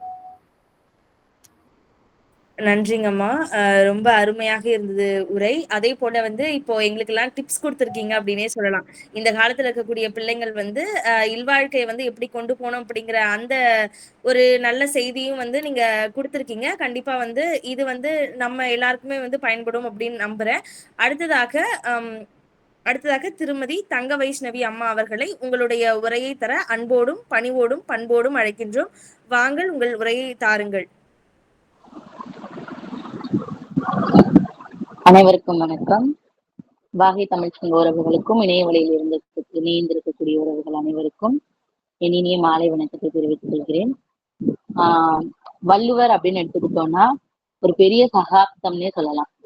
யாராலையும் எப்பவுமே அழிக்கவே முடியாத ஒரு பெரிய சகாப்தமான ஒரு நல்ல மனிதர்னு சொல்லலாம். நம்ம இன்றளவும் நம்ம வாசிக்கக்கூடிய திருக்குறளுக்கு ஒரு உயிர் இருக்கு அப்படின்னா அவர் எழுதியிருக்கிறதுனாலதான் ஒரு காரணம். ஏன் அறம், பொருள், இன்பம் இந்த 3 அதிகாரங்கள் இருக்கு. அப்ப அறம், பொருள், இன்பத்துல இந்த இல்வாழ்க்கைய ஏன் 5வதா வைக்கணும் அப்படிங்கிற ஒரு பெரிய கேள்வி இருக்கும். மனிதன் நம்ம எல்லாரும் பார்க்கும்போதுன்னு ஒழுக்கமாறுன்னு எல்லாருமே சொல்றோம். அப்போ ஒழுக்கமுடைமை அப்படிங்கிற அதிகாரத்தை கூட ஃபர்ஸ்ட் வச்சிருக்கோம். அப்போ ஒழுக்கம் தானே பேசுறோம். இப்போ ஒழுக்கத்தை வச்சிருக்கோம். அப்ப இந்த இல்வாழ்க்கை அப்படின்னு பார்க்கும்போது மனிதனுக்கு இது எல்லாவற்றை காட்டிலும் எது சிறந்தது அப்படின்னா இல்வாழ்க்கையை நல்ல வாழ்க்கையாக மாற்றி அமைப்பதும் அதை வந்து நல்ல வாழ்க்கையாக அமைத்துக் கொள்ளுதலும் வந்து ஒரு மனிதனுக்கு முக்கியமான ஒன்று அப்படிங்கிறத வலியுறுத்துறதுக்காக தான் வள்ளுவர் வந்து இந்த இல்வாழ்க்கை அப்படிங்கிற அதிகாரத்தை வச்சிருக்கலாம். இல்ல அதற்கு பின்னாடி வந்தவங்க கூட இந்த தொகுத்தமைச்சவங்க கூட வச்சிருக்கலாம். இது எல்லாமே வந்து ஒரு கேள்விக்குறியான விஷயம்தான் இருக்கு. அப்படி இருந்தும் இந்த இல்வாழ்க்கையில என்னென்ன சொல்லியிருக்காங்க. அப்ப வள்ளுவர்னு எடுத்துக்கிட்டாலே கிட்டத்தட்ட இத்தனை அதிகாரத்தை பத்தி பேசினவரு அதுல இல்வாழ்க்கை அப்படிங்கிற ஒரு அதிகாரத்துல ஒரு 10 குறள், ஒரு அதிகாரத்துக்கு 10 குறள். இது நம்ம எல்லாத்துக்குமே தெரியும். அப்ப இந்த இல்வாழ்க்கை அப்படிங்கிறதுல இருக்க 10 குறளை படிக்கும்போது இன்னைக்கு காலையிலதான் நம்ம இல்வாழ்க்கையில இருக்கிற இந்த 10 குறளை வந்து படிக்கிறேன். படிக்கும் போது அதுல இருக்க ஒரு 2 குறள் வந்து நம்ம எங்கேயோ ஸ்கூல்ல படிச்சது அப்படிங்கிற ஞாபகம் இருக்கு. இப்ப குழந்தைங்களுக்கு நம்ம எடுத்துட்டோம் அப்படின்னா, குழந்தைங்களுக்கு வந்து இந்த அன்பு மரணமுடைய தாயின் இல்வாழ்க்கையில் பண்பும் பயனும் அது அப்படிங்கறதெல்லாம் குடுக்குறாங்க. இது மாதிரி குழந்தைங்க படிக்கும்போது குழந்தைங்களுக்கு ஓ சரி இப்படி அன்பா அன்பா இருக்கணும் அப்படின்னு சொல்லிட்டு பிள்ளைங்க வந்து அதை மேலோட்டமா பார்த்துட்டு போயிடுவாங்க. இப்ப நம்ம வந்து ஒரு அடல்ட் ஸ்டேஜ், ஒரு மெச்சூரிட்டியான லெவலுக்கு வரும்போது, இன்னைக்கு காலைல 10 குறள்ல வாசிக்கும் போது, ஓ! இந்த அளவுக்கு இதுல அவர் பேசியிருக்காரு. அப்போ ஒவ்வொரு உரையும் நம்ம தேட தோணுது. இன்னைக்கு திருக்குறளுக்கு இருக்கிற ஒரு பெரிய மகிமையே என்ன அப்படின்னா, திருக்குறளுக்கு இன்றளவும் நிறைய உரைகள் வந்து வந்துகிட்டே இருக்கு அப்படிங்கிறத வந்து சொல்லலாம். அதுல எனக்கு புடிச்ச நான் உரையா கருதுறது வந்து, ஒண்ணு கலைஞர் ஐயா அவர்கள் எழுதியிருக்கக்கூடிய குறளோவியம். குறளோவியம் வந்து யாரு வாசிச்சாலும், ஒரு திருக்குறளுக்குள்ள உரைய இவ்ளோ அழகா சொல்லலாமா? அதே மாரிதான் தொல்காப்பிய பூங்கா. தொல்காப்பியம் கஷ்டமாவே இருந்தாலும், அவர் குடுக்க தொல்காப்பிய பூங்கா அந்த உரைய படிக்கும்போது அது ஈஸியா இருக்கும். இப்ப கலைஞர் ஐயா அவர்களினுடைய உரை வந்து எனக்கு ரொம்ப பிடிக்கும். அத மையமிட்டும் நம்ம திருக்குறள படிக்கலாம். மத்தவங்களோட உரை. இப்ப இதுக்கு முன்னாடி பேசிட்டு போனவங்க சொன்னாங்க, இன்றளவும் வரக்கூடிய உரைகள்ல ஒவ்வொரு வார்த்தைக்கும் உயிர் தந்துட்டே இருக்காங்க. நம்ம ஒரு கலைஞர் வந்து ஒரு வார்த்தைக்கு வந்து எளிமையா உரை சொல்லிட்டு போயிருக்கலாம். அதுக்கடுத்து வந்தவங்க அந்த வார்த்தையை நம்மளுக்கு இன்னும் யோசிக்கக்கூடிய அளவுக்கு வந்து இன்றளவும் வந்து என்ன தோன்றிட்டு இருக்கு அப்படின்னா, உரைகள் திருக்குறளுக்கு தோன்றிட்டே இருக்கு. சரி இப்ப நம்ம வந்து இல்வாழ்க்கை அப்படிங்கிற அதிகாரத்துக்குள்ள போலாம். இப்ப இந்த இல்வாழ்க்கை அப்படிங்கிற அதிகாரத்துக்குள்ள போகும்போது ஒரு திரைப்பட பாடல். அந்த திரைப்பட பாடல்ல என்ன சொல்லியிருப்பாங்க அப்படின்னா, கண்ணாடி, நிலா அப்படிங்கறத வந்து ஒன்னொன்னையா வந்து வர்ணிச்சுட்டு இருப்பாங்க. அதுல வந்து திருக்குறள் அப்படின்னு சொல்லிட்டு அந்த தலைவன் அந்த பையன் கேட்பான். அதுக்கு அந்த பொண்ணு என்ன சொல்லும் அப்படின்னா, இருவரி கவிதை ஒரு பொருள் தருமே, இருவரும் இது போல் இருந்தால் சுகம் அப்படிங்கறத திருக்குறள ஒரே வரியில சட்டுன்னு முடிச்சிருவாங்க. இருவரி கவிதை அது வந்து ஒரே ஒரு பொருள் தரும். 2 பேரும் எது போல இருக்கணும் அப்படின்னா, இந்த வரிகளுக்கு உட்பட்டு இருந்தால் நம்மளுடைய வாழ்க்கை எப்படி இருக்கும் அப்படின்னா, சுகமாக இருக்கும் அப்படி சொல்லிட்டு போயிருப்பாங்க. அப்ப இந்த வரி இப்போ பார்க்கும்போது, ஓ! அப்ப இந்த இந்த இல்வாழ்க்கை அப்படிங்கிறதுக்காக கூட இந்த இருவரி கவிதை ஒரு பொருள் தருமே, இருவரும் இது போல இருந்தால் சுகம் அப்படிங்கிறத சொல்லியிருப்பாங்களோ அப்படிங்கிறது தோணும். இன்னொன்னு வந்து அண்மையில இந்த இன்ஸ்டாகிராம்ல வந்து ரீல்ஸ் பார்க்கும்போது ஒரு சின்ன புகைப்படம். அதுல என்ன இருக்கு அப்படின்னா, வள்ளுவர் உட்கார்ந்து திருக்குறள் எழுதிட்டு இருக்காராம். பின்னாடி வந்து மனைவிய நின்னு பார்த்துட்டே இருக்காங்களாம். அப்ப அது கீழ வந்து பசங்க வந்து குறும்புத்தனத்துக்கு போட்டிருக்காங்க. வள்ளுவருக்கு அமைஞ்ச மனைவி மாதிரி எல்லாருக்குமே அமைஞ்சிருக்கலாம். எவ்வளவு பொறுமையா இருக்காங்க பாருங்களேன் அப்படி சொல்றாங்க. அப்ப வள்ளுவருக்கு அமைஞ்ச மாதிரி மனைவி அமைஞ்சிருக்கலாம் அப்படின்னா, இதுலயே நம்ம என்ன பார்க்க முடியுது அப்படின்னா, ஒரு இல்லறம் பார்க்க முடியுது. கணவன் வந்து எந்தவித வேலையில இருந்தாலும் அத பொறுமையா, எப்ப வருவீங்க? எப்ப வருவீங்க? இந்த மைனா படத்துல இருக்கிறவங்க மாதிரி கேட்காம, வர்றப்ப வரட்டும். அதாவது அது அவங்களோட வேலை அப்படிங்கிறத ஏத்துட்டு, அந்த ஒரு இல்லறத்த வந்து நல்லறமா சிறக்கணும் அப்படின்னா, மிக மிக அவசியமானது பொறுமை. அந்த பொறுமை இருந்துச்சு அப்படின்னா, யாருமே வந்து இன்றைக்கு நடக்கக்கூடிய இந்த விவாகரத்து அதெல்லாம் வந்து அதனுடைய எண்ணிக்கை வந்து ரொம்ப ரொம்ப குறைய ஆரம்பிக்கும் அப்படிங்கிறது ஒரு கருத்து. இப்ப இந்த 10 திருக்குறள் இருக்கு. இந்த 10 திருக்குறளையும் மேலோட்டமாக பார்க்கும்போது, மேலோட்டமாக என்ன தெரியுது அப்படின்னா, அரண். இந்த அறச்செயல்களை நீ ஒருத்தவங்களுக்கு செய்யும்போது, இந்த இல்லறம் வந்து உனக்கு எப்படி இருக்கும் அப்படின்னா, ரொம்ப நல்லறமா இருக்கும். அப்படி சொல்றாங்க. இன்றளவும் இந்த இளையான்குடி மாறநாயனார் அப்படின்னு சொல்லிட்டு ஒரு நாயன்மார் இருப்பார். அவரை பத்தி பார்த்தோம் அப்படின்னா, செல்வ செழிப்பா இருந்த ஒரு குடும்பத்தினர் எல்லாருக்கும் வாரி வாரி வழங்கி வழங்கி எப்படி ஆயிடுவாங்க அப்படின்னா, ரொம்ப துன்பம் அடையக்கூடிய ஒரு நிலைக்கு வந்துருவாங்க. அப்படி அவங்க துன்பம் அடையக்கூடிய நிலைக்கு வந்தாலும் எதை மறக்க மாட்டாங்க அப்படின்னா, சுற்றத்தாரை கவனித்துக் கொள்ளுதல், மத்தவங்கள உபசரிக்கிறது, விருந்தோம்பல் செய்யறது. இந்த 3மே யாருக்கு தலையாய கடமை அப்படின்னா, ஒரு இல்லறத்திற்கே நல்லறமாகக்கூடிய இல்வாழ்வான் அவனுக்கு வந்து ஒரு தலையாய கடமையா சொல்லக்கூடியதுதான் இந்த 3மே. அது அந்த வறுமையிலையும் கூட எப்படி செய்வாங்க அப்படின்னா, ஒரு வீட்டுல ஆக்குறதுக்கு அரிசி கூட இருக்காது. அன்னைக்கு காலையில தான் நெல்லு விதைச்சிட்டு வந்திருப்பாங்க. அது வந்து பெய்யுற மழையில மிதந்துட்டு இருக்கும். அந்த நெல்லை எடுத்துட்டு வந்து குத்தி அதுல வந்து சமைச்சு சாப்பாடு கொடுப்போம் அப்படி சொல்லுவாங்க. வீட்டுல ஓரத்துல எங்கேயோ அன்னைக்கு ஒரு நாள் கீரை நட்டு வச்சிருப்பாங்க. அந்த கீரை எடுத்துட்டு வந்து அதுல கடையல் செய்வாங்க, பொரியல் செய்வாங்க, ஒண்ணு ஒண்ணா செய்வாங்க. அப்போ வர்ற ஒரு விருந்தினரை எப்படி கவனிக்கிறோம் அப்படிங்கிறது வந்து ரொம்ப ரொம்ப முக்கியம். அது ஒரு இல்வாழ்க்கை நடத்தக்கூடியவங்களுக்கு ரொம்ப ரொம்ப முக்கியமானது. அப்ப இதுல இந்த இப்ப ஒரு 10 குறள் இருக்கு. இந்த 10 குறளையும் மேலோட்டமா வந்து நம்ம ஒரு இது பார்க்கலாம். ஆஹ் ஒரு இல்லற வாழ்வை நடத்தக்கூடியவனுக்கு முக்கியமான யார் யாரை கவனிச்சுக்கணும் அப்படின்னா, ஒரு 3 பேரை கவனிச்சுக்கணும். யார் யார் அப்படின்னா, ஆஹ் அவன அவன் அவனா அவன் பொறந்தப்ப அவனை பார்க்கக்கூடிய ஒரு தாய், அவனை பெற்றெடுத்த தாய், அவனை நம்பி கல்யாணம் பண்ணிட்டு வர ஒரு பொண்ணு, அவனுக்காக பிறக்கிற ஒரு பொண்ணோ பையனோ, இவங்க 3 பேரையும் நல்லபடியா பார்த்துக்கிட்டாலே ஒரு இல்வாழ்க்கை நடத்தக்கூடியவன் ஆகச் சிறந்தவனாக கருதப்படுகிறான் அப்படிங்கிற மாதிரி சொல்றாங்க. அடுத்து என்ன என்ன சொல்றாங்க அப்படின்னா, துறந்தாருக்கும் துவாதாருக்கும் அந்த திருக்குறள் எடுத்துட்டோம் அப்படின்னா, இல்ல இந்த இல்லறத்தை நடத்துறவன் யாருக்கெல்லாம் துணையா இருக்கணும் அப்படின்னா, துறவிகளா இருப்பாங்க இல்லையா அவங்களுக்கு, வறியவர்களா இருக்கக்கூடியவங்க அவங்களுக்கு. ஏன்னா இவங்களுக்கு வந்து ஒரு வாழ்க்கை நிலை கிடையாது. ஒரு பின்னாடி இருந்து அவங்கள பாதுகாக்கக்கூடிய தன்மை யாருமே கிடையாது. அப்படி இருக்கவங்களுக்கு யாருதான் துணையா இருக்கணும் அப்படின்னா, இந்த இல்வாழ்க்கை நடத்தக்கூடியவன் துணையாக இருக்கணும் அப்படி சொல்றாங்க. இப்ப இப்போ இந்த இல்வாழ்க்கை நடத்தக்கூடியவன் ஒரு 5 பேரை பாதுகாக்கணும். அது வந்து அவனுக்கு ஒரு கடமை, ஒரு ரெஸ்பான்சிபிலிட்டி அப்படின்னு கூட சொல்லலாம் அப்படிங்கிறாங்க. இப்போ ஒவ்வொருத்தவங்களுக்குமே ஒவ்வொரு ரெஸ்பான்சிபிலிட்டி இருக்கும். நீனா இந்த வேலை பார்க்கணும், நீ இந்த வேலை பார்க்கணும் அப்படிங்கிறது. அப்ப நல்ல வாழ்க்கை, அதாவது நல்ல இல்லறம் நடத்தக்கூடியவனுக்கு என்னென்ன ரெஸ்பான்சிபிலிட்டி அப்படி சொல்றாங்க, என்னென்ன கடமைகள் அப்படி சொல்றாங்க அப்படின்னா, நம்மளோட மூத்தவங்க, அதாவது வயதுல மூத்தவங்களா இருக்கட்டும், பெரியவங்களா இருக்கட்டும், நம்ம அம்மா அப்பா யாருனாலும் இருக்கட்டும் அவங்க, நம்ம வழிபடக்கூடிய தெய்வம், அதுக்கடுத்து விருந்தினர், சுற்றத்தார், அப்புறம் அவனோட குடும்பம். அவனோட குடும்பத்தை எப்ப சொல்றாரு அப்படின்னா வள்ளுவர் 5வது நிலையில தான் சொல்றாரு. எதை சொல்றாரு அப்படின்னா பெரியவங்க, அடுத்து நம்ம வழிபடக்கூடிய தெய்வம், நம்மளுடைய சுற்றத்தார், அக்கம் பக்கத்துல இருக்கிறவங்க, விருந்தினர்கள், கடைசியா யாரு சொல்றாரு அப்படின்னா உன்னுடைய குடும்பம். இந்த 5ஐயும் நல்லா கவனிச்சுக்கிறவன் தான் ஒரு உண்மையான நல்ல இல்வாழ்க்கை நடத்தக்கூடியவன். அப்படி இல்வாழ்க்கை நடத்துறவனுக்கு இதுதான் கடமை. இந்த 5 பேரையும் பாதுகாத்தல் தான் கடமை அப்படிங்கிற மாதிரி சொல்றாங்க.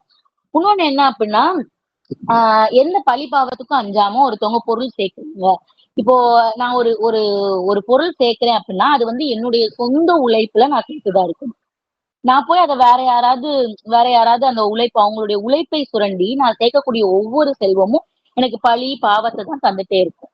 அந்த வகையில இப்போ நம்ம சினிமா பாடல் எடுத்துக்கலாம். நாளும் கிழமையும் போட்டுக்கின்ற நகனட்டுண்டானேக்கு அப்படின்னு சொல்லிட்டு ஒரு பழைய பாடல். அடுத்தாத்து அம்புஜத்தை பார்த்தேலா, அவ ஆத்துக்கார சொல்லுறத கேட்டேலா அப்படிங்கிற ஒரு பாடல். அதுல அவங்க குடும்பத்தினுடைய வருவாய் கம்மியாதான் இருக்கும். அடிச்சதுக்கு ஒண்ணு, புடிச்சதுக்கு ஒண்ணு, புடவைய வாங்கிக்கிறா, பட்டு புடவைய வாங்கிக்கிறா அப்படி சொல்லுவாங்க. ஏன்னா அவங்க வசதியில கொண்டவங்க, எல்லாத்துலயும் கொண்டவங்க, என்னனாலும் செலவழிக்கலாம் அப்படி இருக்கலாம். ஆனா இவர்களிடம் வறுமை குறைவு. அப்ப இந்த கணவன் என்ன நினைக்கலாம் அப்படின்னா, ஐயோ நம்ம மனைவி ஆசைப்படுறா அப்படிங்கிறதுக்காக எங்கிட்டலாம் இருந்து காசை சேர்த்துட்டு வருவோம் அப்படின்னா, அது எல்லாமே பழி பாவத்திற்கு அஞ்சிய பணம். அந்த பணம் என்னைக்கு இல்ல, என்னைக்காவது ஒரு நாள் என்னதான் தரும் அப்படின்னா துன்பத்தை மட்டும்தான் விளைவிக்கும் அப்படிங்கிற மாதிரி சொல்லியிருக்காரு.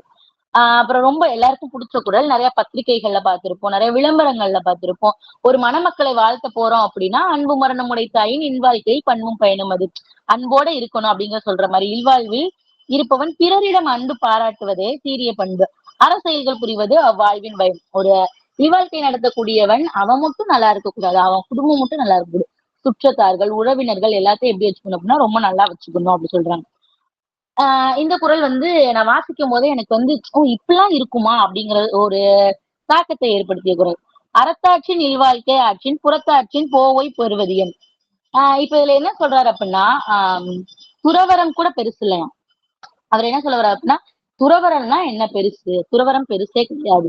நீ அரசியல்களால் நடத்தக்கூடிய இல்வாழ்க்கையின் முன்னாடி இந்த துறவரமே பெருசுக்கு இல்ல, அதெல்லாம் பெருசா அப்படிங்கிற மாதிரி கேள்வி கேட்கிற மாதிரி ஒரு நிலையை ஏற்படுத்துறது. அடுத்து ஒரு முறையான குடும்ப வாழ்க்கை நடத்தப்படுபவங்க வந்து எல்லாருக்கிட்டையும் ஒரு பெரியவனா வந்து கருதப்படுவான் அப்படி சொல்றாங்க.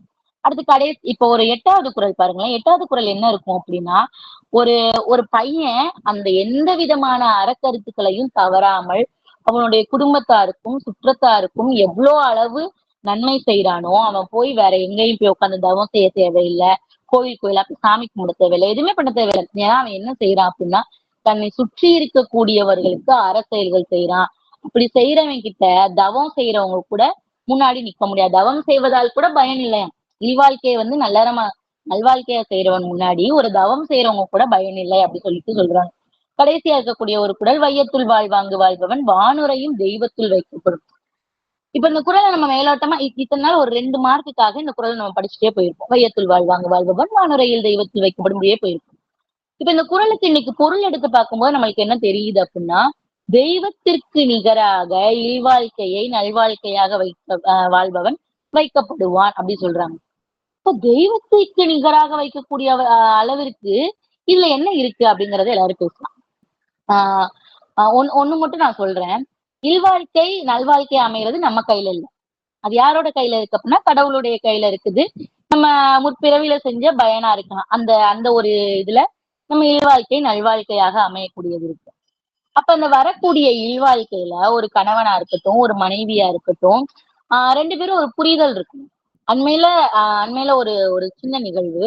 ஒரு 17 19 வயசு பொண்ணு, 19 வயசு பொண்ணுக்கு வந்து ஒரு 25 வயசு 26 வயசு இருக்கிற ஒரு பையனை வந்து கல்யாணம் முடிச்சுக்கிறாங்க. அந்த 19 வயசு பொண்ணுக்கு என்ன மனநிலை இருக்கும் அப்படின்னா, ஃப்ரெண்ட்ஸ் கூட என்ஜாய் பண்ணணும், நல்லா சாப்பிடணும், டிவி பார்க்கணும், அம்மா கூட இருக்கணும், இப்படி எக்ஸ்ப்ளோர் பண்ணணும், இப்படிங்கிற ஒரு வாழ்க்கை நிலையா இருக்குமே தவிர ஒரு குடும்ப நிலைப்பாடுக்குள்ள போற வாழ்க்கை இருக்காது. ஏன் இருக்காது அப்படின்னா, அவ வாழ்ந்த சரௌண்டிங் அப்படி. இப்ப டக்குன்னு புடிச்ச ஒரு பொண்ண போய் கல்யாணம் முடிச்சு வைக்கிறோம் அப்படின்னா, அந்த பொண்ணுக்கு வந்து அந்த குடும்பம் எப்படி நடத்தணும், எப்படி சமைக்கணும், எப்படி இருக்கணும் எதுவுமே தெரியாது. அப்ப அந்த பொண்ணு என்ன நினைப்பா அப்படின்னா, இதுல இருந்து நம்ம எப்படினாலும் தப்பிக்கணும் அப்படிங்கிற ஒரு இதுக்குதான் சண்டை போடுறது, தேவையில்லாத வார்த்தைகள், இந்த பக்குவம் இன்மை இருக்கு இல்லையா? அந்த பக்குவம் இல்லாம தான் இந்த உறவுகளானது எப்படி ஆகுது அப்படின்னா பிளவுபட ஆரம்பிக்கும். அப்ப இவங்களுக்கெல்லாம் போய் நம்ம திருக்குறளை சொன்னா திருத்திடலாமா அப்படிங்கிறது இருந்தா இல்ல. அவங்கவங்களா உணர வேண்டும். இந்த இல்வாழ்க்கை அப்படிங்கறத வந்து இதுக்கு முன்னாடி பேசின அம்மா சொன்னாங்க, இல்வாழ்வான் இல்வாழ்வான் அப்படின்னு சொல்லிட்டு ஆண் மகனை மட்டும்தான் சொல்றாங்களா அப்படின்னா இல்ல, பெண் மகளையும் சொல்றாங்க. இது எனக்கு நான் காலைல வாசிக்கும் போது ஏன் எல்லா இடத்துலயும் இல்வாழ்வான் இல்வாழ்வான் ஏன் அவர் பொண்ணுங்களே சொல்ல மாட்டேங்கிற பையங்களே மட்டும் சொல்றாங்க அப்படின்னு சொல்லி யோசிக்கும் போது அப்புறம் நான் கொஞ்சம் கலந்துரையாடல் பண்ணதுக்கு அப்புறம் எனக்கு தெரிஞ்சது இல்ல, இந்த இல்வாழ்க்கை நடத்தக்கூடியது எந்த அளவுக்கு ஆண்மகனுக்கு தேவையானதோ அதே அளவுக்கு ஒரு பெண்ணுக்கும் தேவையானது. ஆணும் பொண்ணும் சேர்ந்தா எப்படி இல்வாழ்க்கை நல்வாழ்க்கை ஆகுது அப்படிங்கிறத ஒரு 10 திருக்குறள்ல மிக மிக அருமையா வந்து வள்ளுவர் பெருந்தகை அவர்கள் கூறியிருக்காங்க. அந்த கடைசி அந்த குறளை மட்டும் முடிச்சிடலாம். தெய்வத்திற்கு நிகராக கருதப்படக்கூடிய ஒரு இல்லறம் நடத்தக்கூடிய ஒரு மனிதன். அப்போ தெய்வம் அப்படின்னு நம்ம சொல்றோம். உலகத்திலே வந்து நம்ம ரொம்ப வந்து புகழ்ந்து பாடக்கூடியது, யாரு கஷ்டம் அப்படின்னா ஓடக்கூடியது யார்கிட்ட அப்படின்னா தெய்வத்துக்கு தான். இப்ப தெய்வத்திற்கு நிகராக ஒரு இல்வாழ்க்கை நடத்தக்கூடியவனை பேசுறாங்க அப்படின்னா எந்த அளவிற்கு இல்வாழ்க்கை சிறந்ததாக இருக்கும். இப்ப நம்ம சொல்லுவோம் இல்லையா, கடைசியா முன்னுரை முடிவுரை போட்டு முன்னுரை அப்படியே உள்ள சைடு ஹெட்டிங் போட்டு எழுதிட்டே வந்துட்டு கடைசியா முடிவுரை போடுவோம். அந்த முடிவுரையில ஒரு தியரமா இருக்கட்டும், இதா இருக்கட்டும், ஹென்ஸ் ப்ரூவ்ட் இந்த இது நிரூபிக்கப்பட்டது அப்படிங்கிறதுக்கு கடைசியா ஒரு முடிவுரை சொன்ன மாதிரி இந்த குறள் இருக்கும். எல்லாமே பண்ணிட்ட, இப்படிலாம் நீ இருந்த அப்படின்னா நீ யாருக்கு நிகராக வைத்து போற்றப்படுவாய் அப்படின்னா தெய்வத்திற்கு நிகராக வைத்து போற்றப்படுவாய் அப்படிங்கிறத ஒரு நல்லா அந்த நம்ம பார்த்தோம் இல்லையா, இருவரி கவிதை ஒரு பொருள் தருமே, இருவரும் இது போல இருந்தால் சுகம் அப்படிங்கிறதுக்கு ஒரு ஸ்டேட்மெண்ட் ப்ரூவ் பண்ண மாதிரி கடைசியா ஒரு திருக்குறளை வச்சு முடிச்சுட்டு போயிருப்பாரு. அப்ப இல்வாழ்க்கை நல்வாழ்க்கை ஆகுறதும் அது வந்து அது யார் கையில இருக்கு அப்படின்னா நம்மளோட கையில தான் இருக்கு. அந்த இல்வாழ்க்கையை வந்து நல்ல முறையில கொண்டு போறது ஆணா இருக்கட்டும் பெண்ணா இருக்கட்டும் 2 பேரோட கையில தான் சரிசமமா இருக்கு. இந்த சுற்றத்தார் உறவினர்கள் இவங்க எல்லாருமே வந்து நம்ம வாழ்க்கைக்கு தேவையானவர்கள் தான். தேவையில்லைன்னு சொல்லிட்டு நம்ம எங்கேயுமே ஒதுக்க முடியாது. அப்ப இந்த சுற்றத்தார்கள் எந்த அளவிற்கு தங்களுடைய குடும்பத்தை நம்ம முதையே பார்த்தோம், அவன் இல்வாழ்க்கை நடத்தக்கூடியவனுக்கு ஒரு 5 கடமைகள்ல தன்னுடைய குடும்பத்தையே வள்ளுவர் கடைசியா சொல்றான். இப்ப வள்ளுவருடைய ஒரு பாயிண்ட் ஆஃப் வியூ என்ன அப்படின்னா யார பாரு, மத்தவங்கள பாரு, அடுத்து உன்னுடைய குடும்பத்தை பாரு. அப்படி பார்க்கும் போதுதான் நீ சிறந்த இல்வாழ்வானாக என்ன பண்ணுவ அப்படின்னா கருதப்படுவ அப்படி சொல்றாங்க. கடைசியா ஒரே ஒரு வரி மட்டும் கூறி நான் என்னுடைய உரையை வந்து முடித்துக் கொள்கிறேன். இல்வாழ்க்கை அப்படிங்கிறது நம்ம இலக்கியமா இருக்கட்டும், நவீன இலக்கியமா இருக்கட்டும், பக்தி இலக்கியமா இருக்கட்டும், எந்த இலக்கியம் பேசினாலும் எதை பத்தி நம்ம அதிகமா பேசுவோம் அப்படின்னா இல்வாழ்க்கையை பத்தி பேசுவோம். சங்க இலக்கியத்துல வந்து களவு கற்பு அது மாதிரி பேசுவோம்.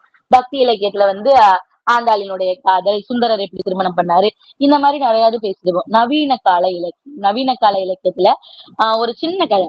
நவீன கால இலக்கியத்துல எதை பத்தி பேசுறான், ஒரு கதை அண்மையில படிச்சிருக்கக்கூடிய ஒரு புத்தகத்துல இருக்கு. இப்போ இதுல ஒரு 4வது குறள்ல என்ன சொல்லிருக்காங்க அப்படின்னா பழி செஞ்சு நீ சேர்க்கக்கூடிய பொருள் என்னைக்கா இருந்தாலும் உன்னுடைய இல்லறத்தை வந்து நல்லறமா ஆக்காது. பழி பாவத்திற்கு அஞ்சு நீ பொருள் ஈட்டி மத்தவங்களுக்கு உதவுன அப்படின்னா அது உனக்கு நல்லறமா இருக்கும் அப்படிங்கிற மாதிரி சொல்றாங்க. அதுக்கு என்ன கதை அப்படின்னா, ஒரு கணவன் மனைவி திருமணம் செஞ்சிருப்பாங்க. அந்த பொண்ணுக்கு வந்து ரொம்ப நாளா வந்து குழந்தை பிறந்திருக்காது. அதுக்கு என்ன காரணம் சொல்லுவாங்க அப்படின்னா, அவங்க 2 பேரும் இருந்து அந்த கணவன் மனைவியா இருக்கக்கூடிய அந்த உறவு நிலை இருக்கு இல்லையா, அந்த உறவு நிலை எங்க வைத்திருப்பாங்க அப்படின்னா அந்த அந்த பையனோட முன்னோர்கள் வந்து ஒரு இடம் வாங்கி போட்டிருப்பாங்க. அந்த இடம் எப்படி வந்த இடமா இருக்கும் அப்படின்னா யாரோ ஒருத்தவங்களை ஏமாத்தி வாங்கி போட்ட இடமா இருக்கும். அப்ப அது பழிக்கு அஞ்சிய செயல் தானே. அந்த செயல்னாலதான் இன்னைக்கு யாருக்கு இது இல்ல அப்படின்னா உனக்கு வந்து குழந்தை இல்ல, நீ எவ்வளவுதான் அரசியல்கள் செஞ்சிருந்தாலும் இந்த பழி பாவத்திற்காக உட்பட்ட இடத்துக்குள்ள நீங்க இருக்கிறனால உங்களுக்கு இல்ல அப்படி சொல்லியிருப்பாங்க. இது வந்து நான் இந்த குறள் படிக்கும் போது எனக்கு டக்குன்னு ஒரு கிளிக் ஆன மாதிரி இருக்கக்கூடிய ஒரு கதையா இருந்தது. வாய்ப்பளித்தமைக்கும் வாய்மொழி கேட்டமைக்கும் என் இனிய நன்றியை கூறி விடைபெறுகிறேன். நன்றி, வணக்கம். அம்மா ரொம்ப நன்றிங்கம்மா. உங்களோட உரை வந்து எப்படி இருந்தது அப்படின்னா, இயல்பா எல்லாருக்கும் புரியிற வகையில அப்படின்னு சொல்றத தாண்டிலும், உங்களோட பேருக்கு ஏத்த மாரி ஒரு தங்கமான கருத்துக்கள தான் வந்து நீங்க சொல்லியிருக்கீங்க. எல்லாருக்குமே வந்து ஈஸியா புரியிற அளவுக்கு உங்களோட உடல் மொழிகளும், உங்களோட வாய்மொழியும் வந்து ரொம்ப அருமையாவே இருந்தது. அடுத்ததாக உரை நிகழ்த்த முனைவர் மஞ்சுளா அம்மா அவர்களை அன்போடும், பணிவோடும் அழைக்கின்றேன். வாருங்கள் அம்மா. அனைவருக்கும் வணக்கம். வாகை தமிழ்ச் சங்கத்திற்கும் அதில் பணிபுரிகிற ஒருங்கிணைப்பாளர் மற்ற எல்லோ சகோதர சகோதரிகளுக்கும் அனைவருக்கும் என்னுடைய அன்பு கலந்த வணக்கங்கள். இப்ப நாம திருக்குறள்ல தமிழ் மொழியின் ஒரு மிக சிறந்த நூல் அறநூல் தான் சொல்லணும். அதுல அறத்துப்பால், பொருட்பால், காமத்துப்பால் அப்படின்னு 3 பிரிவுகளா பிரிச்சிருக்காங்க. அதுல இல்லற வாழ்க்கையின் சிறப்ப பத்தி தான் ரொம்ப அழகா கூறியிருக்காங்க. அது இல்லற வாழ்க்கையின் சிறப்ப கூறும் பகுதி தான் இல்லறவியல்னு சொல்லியிருக்காங்க. இந்த இயல்ல 5வது அதிகாரமான இல்வாழ்க்கை என்னும் தலைப்பு நம்ம இப்ப பேசப் போறோம். கலந்துரையாடிட்டு இருக்கோம். அதாவது இல்லறத்துல உள்ள அடிப்படை அதனுடைய சிறப்பு அம்சம் என்னன்னு பாத்தீங்கன்னா, இல்வாழ்க்கையினாலே ஒரு துறவிக்கோ அல்லது ஒரு தனி மனிதனுக்கோ மட்டும் அல்லாம சமுதாயத்துல வாழும் அனைத்து பிரிவு மக்களுக்கும் நம்மளுக்கு உறுதுணையாக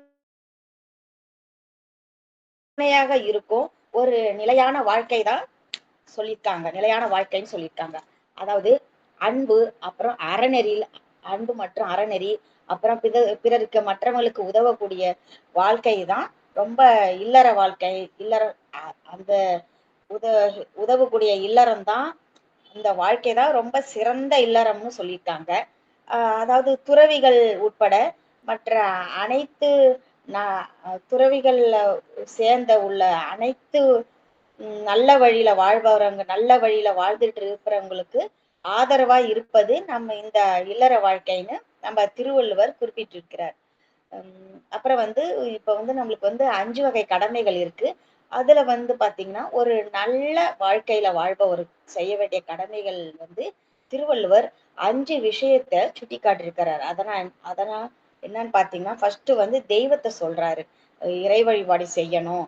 அடுத்தது விருந்து, வீட்டுக்கு வரும் விருந்தினர்களை இன்முகத்துடன் வரவேற்று உபசரிக்கணும். முதியவர்கள், முதியவர்கள் இருக்காங்களா, பெற்றோர்கள் மற்றும் முன்னோர்களை நாம பேணி காக்கணும். சுற்றத்தார், தமர்னா சுற்றம், உற்றார், உறவினர்கள் மற்றும் நம்மளுடைய சார்ந்து இருக்கிறவங்களை நம்ம கவனிச்சுக்கணும். அதாவது ஏழை எளியவர்களுக்கு தானம் செய்யணும் அப்படின்னு சொல்லியிருக்காரு. அதுதான் 5 வகை கடமைகளா சொல்லியிருக்காங்க. அதுல விருந்தோம்பல் மற்றும் பகிர்வு அதுலயும் வருது. திருவள்ளுவர் விருந்தோம்பலை இல்லறத்துடைய ரொம்ப முக்கிய பண்பா கருதுறாரு. தான் மட்டும் உண்பது தவறு என்பதை உணர்ந்துட்டு தன்னிடம் உள்ள நம்ம உணவை பிறருக்கு பகிர்ந்தளித்து நம்ம உணவு வேண்டும், பகிர்ந்தளித்து உணவு உண்ண வேண்டும்னு, அதுதான் ஒரு சிறந்த அறம்னு சொல்லியிருக்காரு திருவள்ளுவர். வீட்டிற்கு வரும் விருந்தினரை முகம் மலர்ந்து வரவேற்று உபசரிப்பவர்களின் வீட்டில் அந்த மாரி முகமறந்து வரவேற்றுனாக்க, அந்த மாரி உபசரித்துட்டு இருக்காங்களா அவங்களுடைய வீட்டிற்குள்ள வறுமைன்னு ஒண்ணு இருக்கும். அது ஒருபோதும் நம்ம வீட்டுக்குள்ள நுழையவே நுழையாது அந்த மாதிரி பண்ணாக்க அப்படின்னு சொல்லியிருக்காரு. மனைவியினுடைய பங்கு மற்றும் மனைவியினுடைய ரோல் என்னன்னு பாத்தீங்கன்னா, இல்லறம் ரொம்ப சிறப்பா இருக்கணும்னா ஒரு நல்ல மனைவி தான் முக்கியமா ஒரு பங்கா இருக்கணும். ரொம்ப அவசியம்.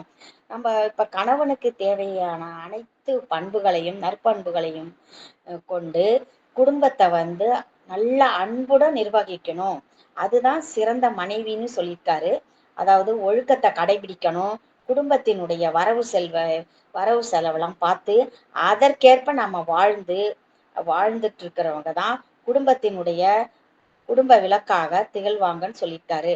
அப்புறம் அன்புடைமை மற்றும் நன்மக்கள் பேரு. அதுல அன்புடைமை மற்றும் நன்மக்கள் பேரு தான் இல்வாழ்க்கையினுடைய உயிர் துடிப்பு, உயிர் நாடி.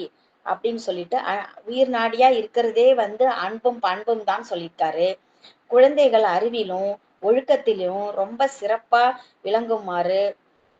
விளங்குற மாதிரி நாம வளர்க்கணும். வளர்ப்பதும் இல்லறத்தினுடைய அந்த மாதிரி வளர்த்தாதான் நம்ம இல்லறம் வந்து முழுமையான பயனை அடையும். அப்புறம் வந்து குற்றம் இல்லாம வாழ்க்கை வாழ்பவர்கள் தான் இந்த உலகத்திலேயே கடவுளுக்கு ரொம்ப கடவுளுக்கு நிகராக மதிக்கப்படுவாங்க அப்படின்னு சொல்லியிருக்காங்க. இப்ப நம்ம திருக்குறள்ல பாத்தீங்கன்னா இல்வாழ்க்கையில ஒரு திருக்குறள் இருக்கு.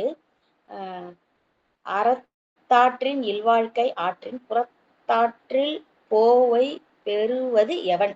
அதாவது நாம நெறி தவறாம இல்லற வாழ்க்கையில வாழ்ந்தாக்க நெறி தவறாம இல்லற வாழ்க்கையில் தான் ரொம்ப சிறந்ததா இருந்தாதான் எல்லாமே கிடைக்கும்.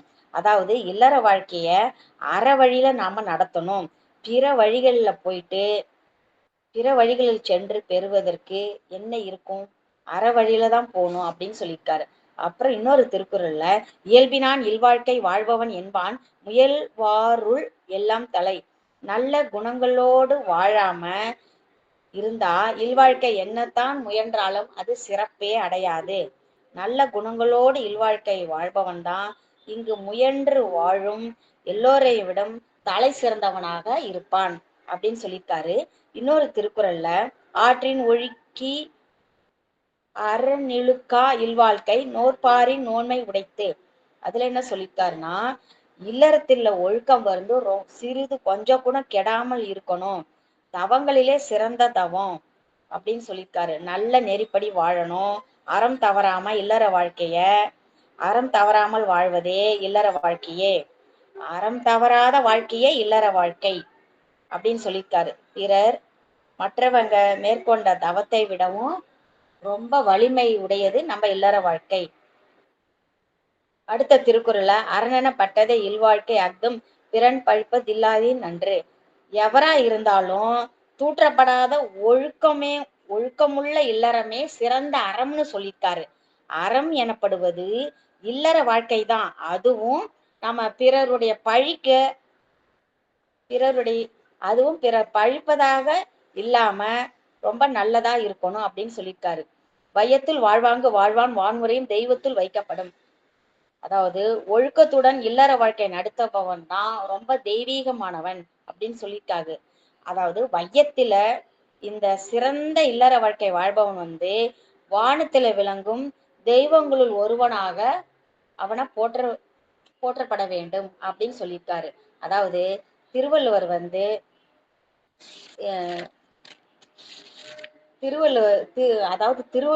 பார்வையில இல்வாழ்க்கை வந்து வெறுமனே குடும்பத்தை நடத்துவது மட்டும் இல்ல, அன்பையும் அறத்தையும் அடிப்படையாக வச்சு நம்ம சுற்றத்தாரையும் விருந்தினரையும் முன்னோர்களையும் மற்றும் துறவிகளையும் என அனைவரையும் நாம ஆதரித்து வாழும் ஒரு உன்னதமான வாழ்க்கைன்னு அப்படின்னு மொத்தமா அத முடிவா சொல்லியிருக்காரு.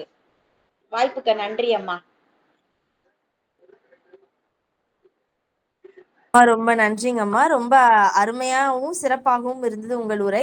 அதே மாதிரி இல்வாழ்க்கை தொடர்பான அதுல வந்து திருக்குறள்ல வந்து என்ன கூறியிருக்காங்களோ அதை வந்து நீங்க வந்து ரொம்ப தெளிவாகவும் அழகாவும் வந்து எங்களுக்கு எல்லாருக்குமே வந்து புரிய வச்சீங்க. அதற்காக வந்து மீண்டும் ஒரு முறை வந்து நன்றியை பறைசாற்றிக் கொள்கிறேன்.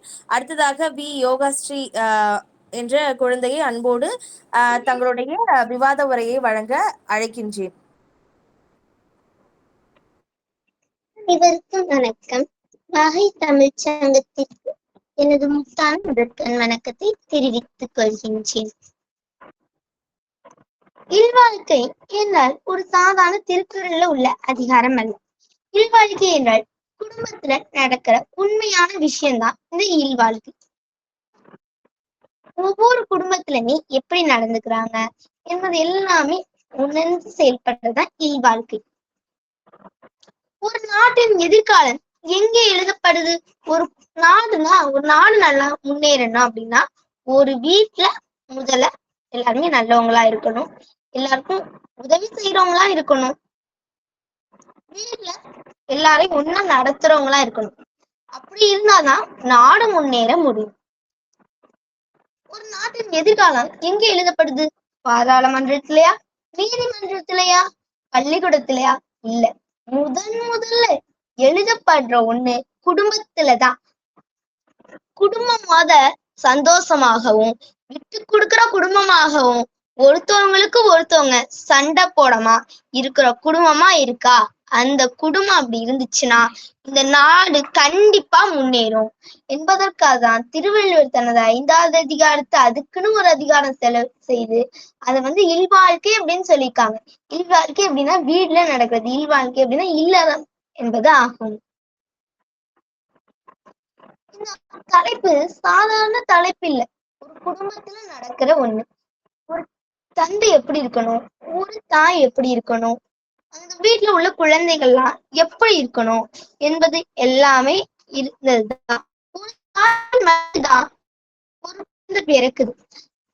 ஒரு தந்தை வழிகாட்டில் தான் ஒரு குடும்பத்தின் பண்பாடு இருக்கு. அதனால்தான் திருவள்ளுவர் அறத்துப்பாலை இல்வாழ்க்கைக்கு தனி அதிகாரமே கொடுத்துள்ளாங்க. ஒரு விதை நல்ல மண்ணில் விதைக்கப்பட்டால் அது நல்ல மரமா வளரும். அதே போலதான் நல்ல குடும்பத்துல ஒரு அம்மா அப்பா எல்லாருமே நல்ல பண்புடையவங்களா இருந்து எந்த கெட்ட வார்த்தையுமே அவங்க முதல் பேசமா இருந்தாங்கன்னா அந்த குழந்தை எப்படி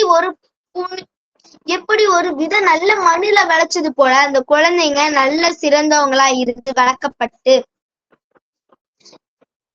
ஒரு மருத்துவராகவோ ஒரு பொறியியலாளராகவோ ஒரு சிறந்த துறையில வருவாங்க. ஒரு ஒழுக்கமுள்ள குழந்தைகளா இருக்கிறதுக்கு ஒரு வீட்ல இருந்தா கத்துக்குவாங்க. நிறைய விஷயம் நம்ம வீட்ல இருந்தா கத்துக்குறாங்க. ஒரு குழந்தை முதல்ல பிறந்த உடனே என்ன பேசுது அப்படின்னா அம்மா அப்பா அதை போன்ற வார்த்தைகளை பேசுகிறது. அந்த வார்த்தையுமே ஒரு குடும்பத்தில் இருந்தா கத்துக்குறாங்க. அம்மா சொல்வாங்க சொல்லு அப்படின்னு சொல்லுவாங்க. ஒரு வார்த்தையில இருந்து எல்லாமே ஒரு வீட்ல இருந்தா கத்துக்கப்படுது. ஒரு வீட்டுல உள்ளவங்க எப்படி இருக்கணும்? ஒரு சிறந்த தகப்பன் என்பவன் தியாகமாகவும் பொறுமை உள்ளவராகவும் அன்பு உள்ளவராகவும் தனது பெற்றோரை மதிப்பவராகவும் தனது குடும்பத்தில் என்ன தேவை என்பதை செய்பவராகவும் இருக்க வேண்டும். குடும்பம்னா ஆடம்பர வாழ்க்கை வாழ்றதா? இல்லறம் அப்படின்னா இல்லறதுனால ஆடம்பரமா வாழ்க்கை வாழ்ந்து நிறைய செல்வத்தை சேர்த்து வச்சு இல்லறம் முழுக்கதும் சந்தோஷமா வாழ்றது இல்லறம் அல்ல. மன நிறைவுடன் மகிழ்வாக வாழ்வதே இல்லறம் ஆகும். ஒரு குடும்பத்தோட செலவு செஞ்சு சந்தோஷமா நினைக்க கூடாது. ஒரு குடும்பத்தோட சந்தோஷமா இணைந்து பேசி அவங்களுக்கு தேவை என்னவோ அது எல்லாத்தையும் இணைந்து பேசுறதுதான் இல்லறம். அம்மாவுக்கு ஒரு சிக்கலை ஒரு அம்மா தனது கணவன்கிட்ட சொல்வாங்க. அப்ப அவங்க என்ன பண்ணணும் அப்படின்னா செய்தானே அப்படின்னு சொல்லமா அது என்னவோ அதை கேட்டு அவங்களுக்கு என்ன தேவையோ அதை செஞ்சு தர்றதுதான் இல்லறத்தின் சிறப்பு. வீட்டுக்கு நம்மளே பசியோட ஒரு இல்லறத்துல ஒரு குடும்ப தலைவி ஒரு குடும்பத்தை நடத்தினாலும் தன்னை நீட்டுக்கு அம்மா எனக்கு பசிக்குதுமா, யாராவது எனக்கு கொஞ்சோண்டு உணவு தாங்க அப்படின்னு கேக்குறாங்கன்னா அவங்களுக்கு உணவு கொஞ்சோண்டு இருக்கிறத கொடுக்கறதா ஒரு சிறந்த இல்லறத்தின் பண்பு. இது எடுத்துக்காட்டா ஒரு நாயனாரோட கதை சொல்றேன். இவன் பேர் சிறுத்தொண்ட நாயனார். சிறுத்தொண்ட நாயனார் எல்லாருக்குமே உதவி பண்ணுவாங்க. அவங்க அம்மையாரா இருக்கட்டும், சிறுத்தொண்ட நாயனாரோட மனைவி அவர்கள் கூட எல்லாருக்குமே உதவி பண்ணணும்னு 2 பேருமே சேர்ந்து இல்லறம் மனத்தோட எல்லாருக்குமே உதவி செய்வாங்க. தன்னை நாடு யாராவது வந்தாங்கன்னா அவங்களுக்கு தங்களால முடிஞ்ச அளவுக்கு உணவு தருவாங்க. இது அவங்க செய்யற ஒரு தொண்டா நினைச்சு செய்யறாங்க. அப்ப ஒரு நாள் எந்த ஆளுமே வரல உதவி கேட்டு. உடனே அவங்க 2 பேருமே மனம் நொந்து போயிட்டாங்க. அவங்களுக்கு எல்லாம் பரிமாறின பிறகுதான் அவங்க சாப்பிடுவாங்க. யாருமே வராதனால ரொம்ப கஷ்டப்பட்டாங்க. அப்ப சிவபெருமானே அவங்க வீட்டுக்கு வந்தாங்க. ஒரு சாதாரண ஒரு சிவனடியார் இடத்துல ரொம்ப சட்டெல்லாம் கிழிஞ்சவங்க மாதிரி வந்தாரு. அப்ப சிறுதொண்ட நாயனார் கேட்டாரு, நான் எனக்கு கொஞ்சோண்டு சாதம் தரீங்களான்னு கேட்டாரு. உடனே சொன்னாரு, என்ன வேணும் அப்படின்னு சொல்லிட்டு அவங்க சமைச்சு நிறைய பலகார சாப்பாடுலாம் வச்சு சைவ சாப்பாடுலாம் வச்சு எடுத்துட்டு வந்து கொடுத்தாங்க. ஆனா அது மாதிரிலாம் சாப்பிட மாட்டேன், வருஷத்துக்கு ஒரு வாட்டி தான் சாப்பிடுவேன். அது இறைச்சி தான் சாப்பிடுவேன். என்ன இறைச்சின்னு கேட்ட உடனே அவர் சொன்னாரு, நான் வந்து இளம் பசு சாப்பிடுவேன். என்னது இவர் இப்படி சொல்றாருன்னு கேட்டா அவர் சொன்னாரு, ஒரு சின்ன குழந்தையோட இளம் கறியை தான் நான் சாப்பிடுவேன் அப்படின்னு சொன்னாரு. உடனே என்னது இளம் சரி அப்படின்னு ஃபர்ஸ்ட் பதட்டமா தான் இருந்துச்சு. நம்ம நாடு வந்தவங்களுக்கு என்னால உதவணும்னு சொல்ற மனப்பான்மையோட தனது குழந்தையே கொடுக்கிற அளவுக்கு பெரும் மனது கொடுத்தவர் சிறுகண்ட நாயனார். அவர் தனது மகனை பள்ளியிலேருந்து அழைச்சிட்டு வந்து சிறுகண்ட நாயனாரும் அவங்க மனைவியும் சேர்ந்து அவங்க மகனையே பறி கொடுத்து அங்க சமைச்சு அந்த படி மாறுறாங்க. பெரிய அளவுல சிறந்ததுதான் ஒரு இல்வாழ்க்கை. இவ்வளவு பெரிய அளவுக்கு அவர் இல்வாழ்க்கை செய்யறாரு. நாம என்ன, நம்ம சின்ன அளவுக்கு நம்ம வீட்டுக்கு வந்தவங்களுக்கு உதவி செஞ்சா கூட அதுவே பெரிய மனப்பான்மை தான். அவர் அந்த மகனை பறி கொடுத்து சமைச்ச போது சிவபெருமான் தனது உண்மையான இடத்தை தோன்றுகிறார். அப்போது சொல்றாரு, நீ உனது மகனையே பறி கொடுத்திருக்க, உன்னோட விருந்தவங்களை பார்த்து நான் பெரும் மகிழ்ச்சி அடைஞ்சிட்டேன் அப்படின்னு சிவபெருமானே சொல்லி அவங்க 2 பேரையும் சொர்க்கலோகத்துக்கு அழைச்சிட்டு போறாரு. இது எதுக்காக கதை சொன்ன அப்படின்னா, ஒருத்தவங்க இல்லறத்துல இப்படி சிறப்பு வாய்ந்த நாயனாரும் இருக்காங்க. அதுக்காக தான் இந்த கதையை நான் சொன்னேன். திருவள்ளுவர்ல உள்ள 10 குறள்லுமே எப்படி நம்ம இருக்கணும், கணவன் மனைவி எப்படி வாழணும், விட்டு கொடுத்து வாழணும், தனது குழந்தைங்க நல்லா இருக்கிறதுக்கு அவங்க தீய வார்த்தைகளை பேசக்கூடாது, அன்பு பண்பு தியாகம் எல்லாத்துலயும் சிறந்தவங்களா இருக்கணும், தனது முன்னோர்களுக்கு மதிப்பு கொடுத்தவங்களா இருக்கணும். இவங்க இறந்தவங்க தானே, இவங்களுக்கு என்ன நம்ம செய்யணும் அப்படின்னு நினைக்காம அவங்களோட நினைவையும் போற்றி வாழ்றவங்களா இருக்கணும். 41வது குறள்ல திருவள்ளுவர் சொல்றார், இல்வாழ்வான் என்பான் இயல்புடைய மூவருக்கும் நல்லாட்சி நின்ற துணை. ஒரு வீட்டுல 3 தலைமுறைகள் இருக்கின்றன. பெற்றோர்கள், நாம், பிள்ளைகள். இந்த 3 தலைமுறைக்குமே இணக்கம் பாலமாக இருப்பவன் இல்வாழ்வான். அவன் ஒரு நல்ல மகனாக, ஒரு நல்ல கணவனாக, ஒரு நல்ல தந்தையாக வாழ்வதே இல்வாழ்க்கையின் முதல் கடமை. இன்றைய காலத்துலதான் அவங்க வெற்றின்னு கேட்டா பணம் என்ன வெற்றி அப்படின்னு கிடையாது. திருவள்ளுவர் சொல்றாரு, இந்த பண வெற்றி அல்ல, நீ சந்தோஷமா உன் குடும்பத்தோட வாழ்ந்து எல்லாரும் ஒரே மனசோட இருந்தாங்கன்னா அதுதான் சிறப்புன்னு திருவள்ளுவர் சொல்றாரு. துறந்தாருக்கும் துவாதவர்க்கும் இறந்தாருக்கும் இல்வாழ்வான் என்பான் துணை. தனக்காக மட்டும் வாழ்பவன் என்பவன் மனிதன் அல்ல, பிறருக்காகவும். பிறருக்கு என்ன தேவை? உங்களுக்கு உணவு இல்லையா, உணவு வாங்கி தரலாம். இவங்களுக்கு ட்ரெஸ் இல்லையா, இவங்களுக்கு ஆடை வாங்கி தரலாம். அது மாதிரி நினைச்சு வாங்கி தந்தோம். தனது குழந்தைகளுக்கு எப்படி நீ வருங்காலத்துல நீ இருக்கணும் அப்படின்னு சொல்லி தரவனும் தான் ஒரு சிறந்த இல்லறத்தின் ஒரு கணவனும் மனைவியின் செயலாகும். தென்புலத்தார் தெய்வம் விருந்தொக்கல் தான் என்றாங்கு ஐம்பலத்தார் ஓம்பல் தலை. தமிழர்களின் அடையாளம் விருந்தோம்பல். வீட்டிற்கு வந்த விருந்தோம்பலே இவங்களுக்கு நம்ம சமைச்சு தரணுமா அப்படின்னு முகம் சலிக்காமல் மனைவி மட்டும் பரிமாறுறதல்ல, கணவனும் மனைவியும் சேர்ந்து எதுக்காக ஒரு திருமணம் என்பது செய்கிறார்கள். தனது கணவனும் மனைவியும் சேர்ந்து மன மகிழ்வுடன் வந்த விருந்தினர்கள் மனம் தளராமல் இருக்க அவர்களுக்கு உணவு பரிமாறி அவர்களுடன் இணைந்து உண்பதற்காகவே, இருவரும் சேர்ந்து முகம் மலர்ச்சியுடன் பரிமாறுவதற்காகவே கணவன் மற்றும் மனைவி என்று 2 பிரிவுகள் இந்த உலகத்தில் தோன்றுகின்றன. ஒரு மனுஷன் நான் மட்டும் நினைக்க கூடாது, யாராவது வந்தாங்கன்னா அவங்களுக்கும் கொடுத்து சாப்பிடணும். 2 பேரும் சேர்ந்து நடக்கும்போது விருந்தினர் ரொம்ப சந்தோஷப்படுவாங்க. இவங்க 2 பேரும் சேர்ந்து வணங்குறாங்களே, நம்மளும் நம்ம வீட்டுக்கு வந்தா யாருக்காவது நம்மளும் சேர்ந்து கொடுக்கணும் அப்படின்னு நினைக்கிறதுக்கு ஒரு நல்ல வாய்ப்பா இருக்கிறது இந்த விருந்தோம்பல் தான். யாராவது வந்தாலும் முக மலர்ச்சியோட பேசினாலே போதும், அவங்க ரொம்ப சந்தோஷப்பட்டுருவாங்க. இவங்களோட இல்லறம் எவ்வளவு சிறப்பா பண்றாங்க, இவங்கள மாதிரி ஒருத்தவங்க இந்த உலகத்துக்கு கிடைக்கணும் அப்படின்னு ரொம்ப சந்தோஷமா பேசுவாங்க. இப்ப நான் ஒருத்தவங்க வீட்டுல ஒரு நல்ல செயல் நடந்துச்சுன்னா அதை பார்த்து பலரும் அதே மாதிரியே நடக்கணும், நம்மளும் நல்ல சிறந்த இல்லறத்தை உருவாக்கணும்னு நினைப்பாங்க. எனக்கு இல்வாழ்க்கை பற்றி பேச வாய்ப்பளித்த வாகை தமிழ் சங்கத்திற்கு எனது நன்றியை தெரிவித்துக் கொள்கின்றேன். நன்றிங்க அம்மா.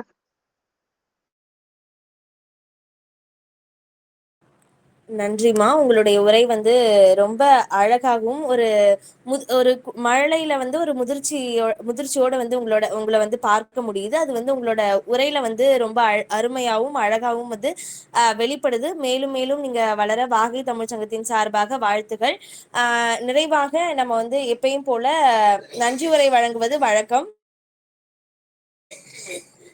இப்போ இதுவரைக்குமே வந்து தொடர்ந்து 4 நிகழ்வுகள் வந்து ரொம்ப அழகாகவும் அற்புதமாகவும் போச்சு. அதே போல இந்த 5வது நிகழ்வுமே வந்து ரொம்ப அருமையாகவும் சிறப்பாகவும் வந்து எங்களுக்கு செஞ்சு கொடுத்த 5 உரையாளர்களுக்கும் நெஞ்சார்ந்த நன்றிகளை தெரிவித்துக் கொள்கிறோம். அதே போல குரல் மன்றத்தினுடைய ஒருங்கிணைப்பாளர்களா இருக்கலாம், அதே மாதிரி புதியதா வந்த பங்கேற்பாளர்கள் எல்லாருமே வந்து நம்ம வந்து ஒரு 7:30 மணிக்கு வந்து நிகழ்வை துவங்கி இருந்தாலும் 1 மணி நேரத்திற்கு மேலாக இந்த நிகழ்வை வந்து அமர்ந்து மகிழ்வோடு கேட்டுக்கிட்டு இருக்காங்க. அவங்க எல்லாருக்குமே வந்து நன்றிகளை தெரிவித்து இந்த நிகழ்வு வந்து நிறைவு செய்யலாம் அப்படின்னு நினைக்கிறேன். உங்க அனைவருடைய உரையுமே வந்து ரொம்ப அருமையா இருந்தது. இல்வாழ்க்கை அப்படிங்கிற அந்த அதிகாரத்தை வந்து எப்படி எந்த ஒரு 5 கோணத்துல வந்து இன்னைக்கு வந்து பார்க்க முடிஞ்சது. 5 பங்கேற்பாளர்களோட உரையின் மூலமா 5 கோணத்துல வந்து பார்க்க முடிஞ்சது. அது ரொம்ப சிறப்பா அமைஞ்சது. மேலும் நீங்க வந்து இந்த குரல் மன்றத்தோட எல்லா நிகழ்வுகள் மட்டும் இல்லாம நம்மளோட வாகை தமிழ் சங்கத்துல நடக்கக்கூடிய அனைத்து நிகழ்வுகளிலும் வந்து பங்கேற்பீங்க. கண்டிப்பா பங்கேற்றுக் கொள்ளுங்கள். அது வந்து உங்களுக்கு ஒரு நல்ல வாய்ப்பா அமையும். அனைவருக்கும் மிகவும் மீண்டும் ஒரு முறை என்னுடைய மனமார்ந்த நன்றியினை தெரிவித்துக் கொள்கின்றேன். நன்றி, வணக்கம்.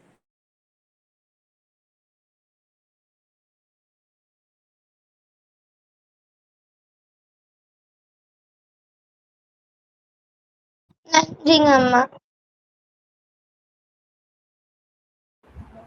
அனைவருக்கும் நன்றி. நன்றி.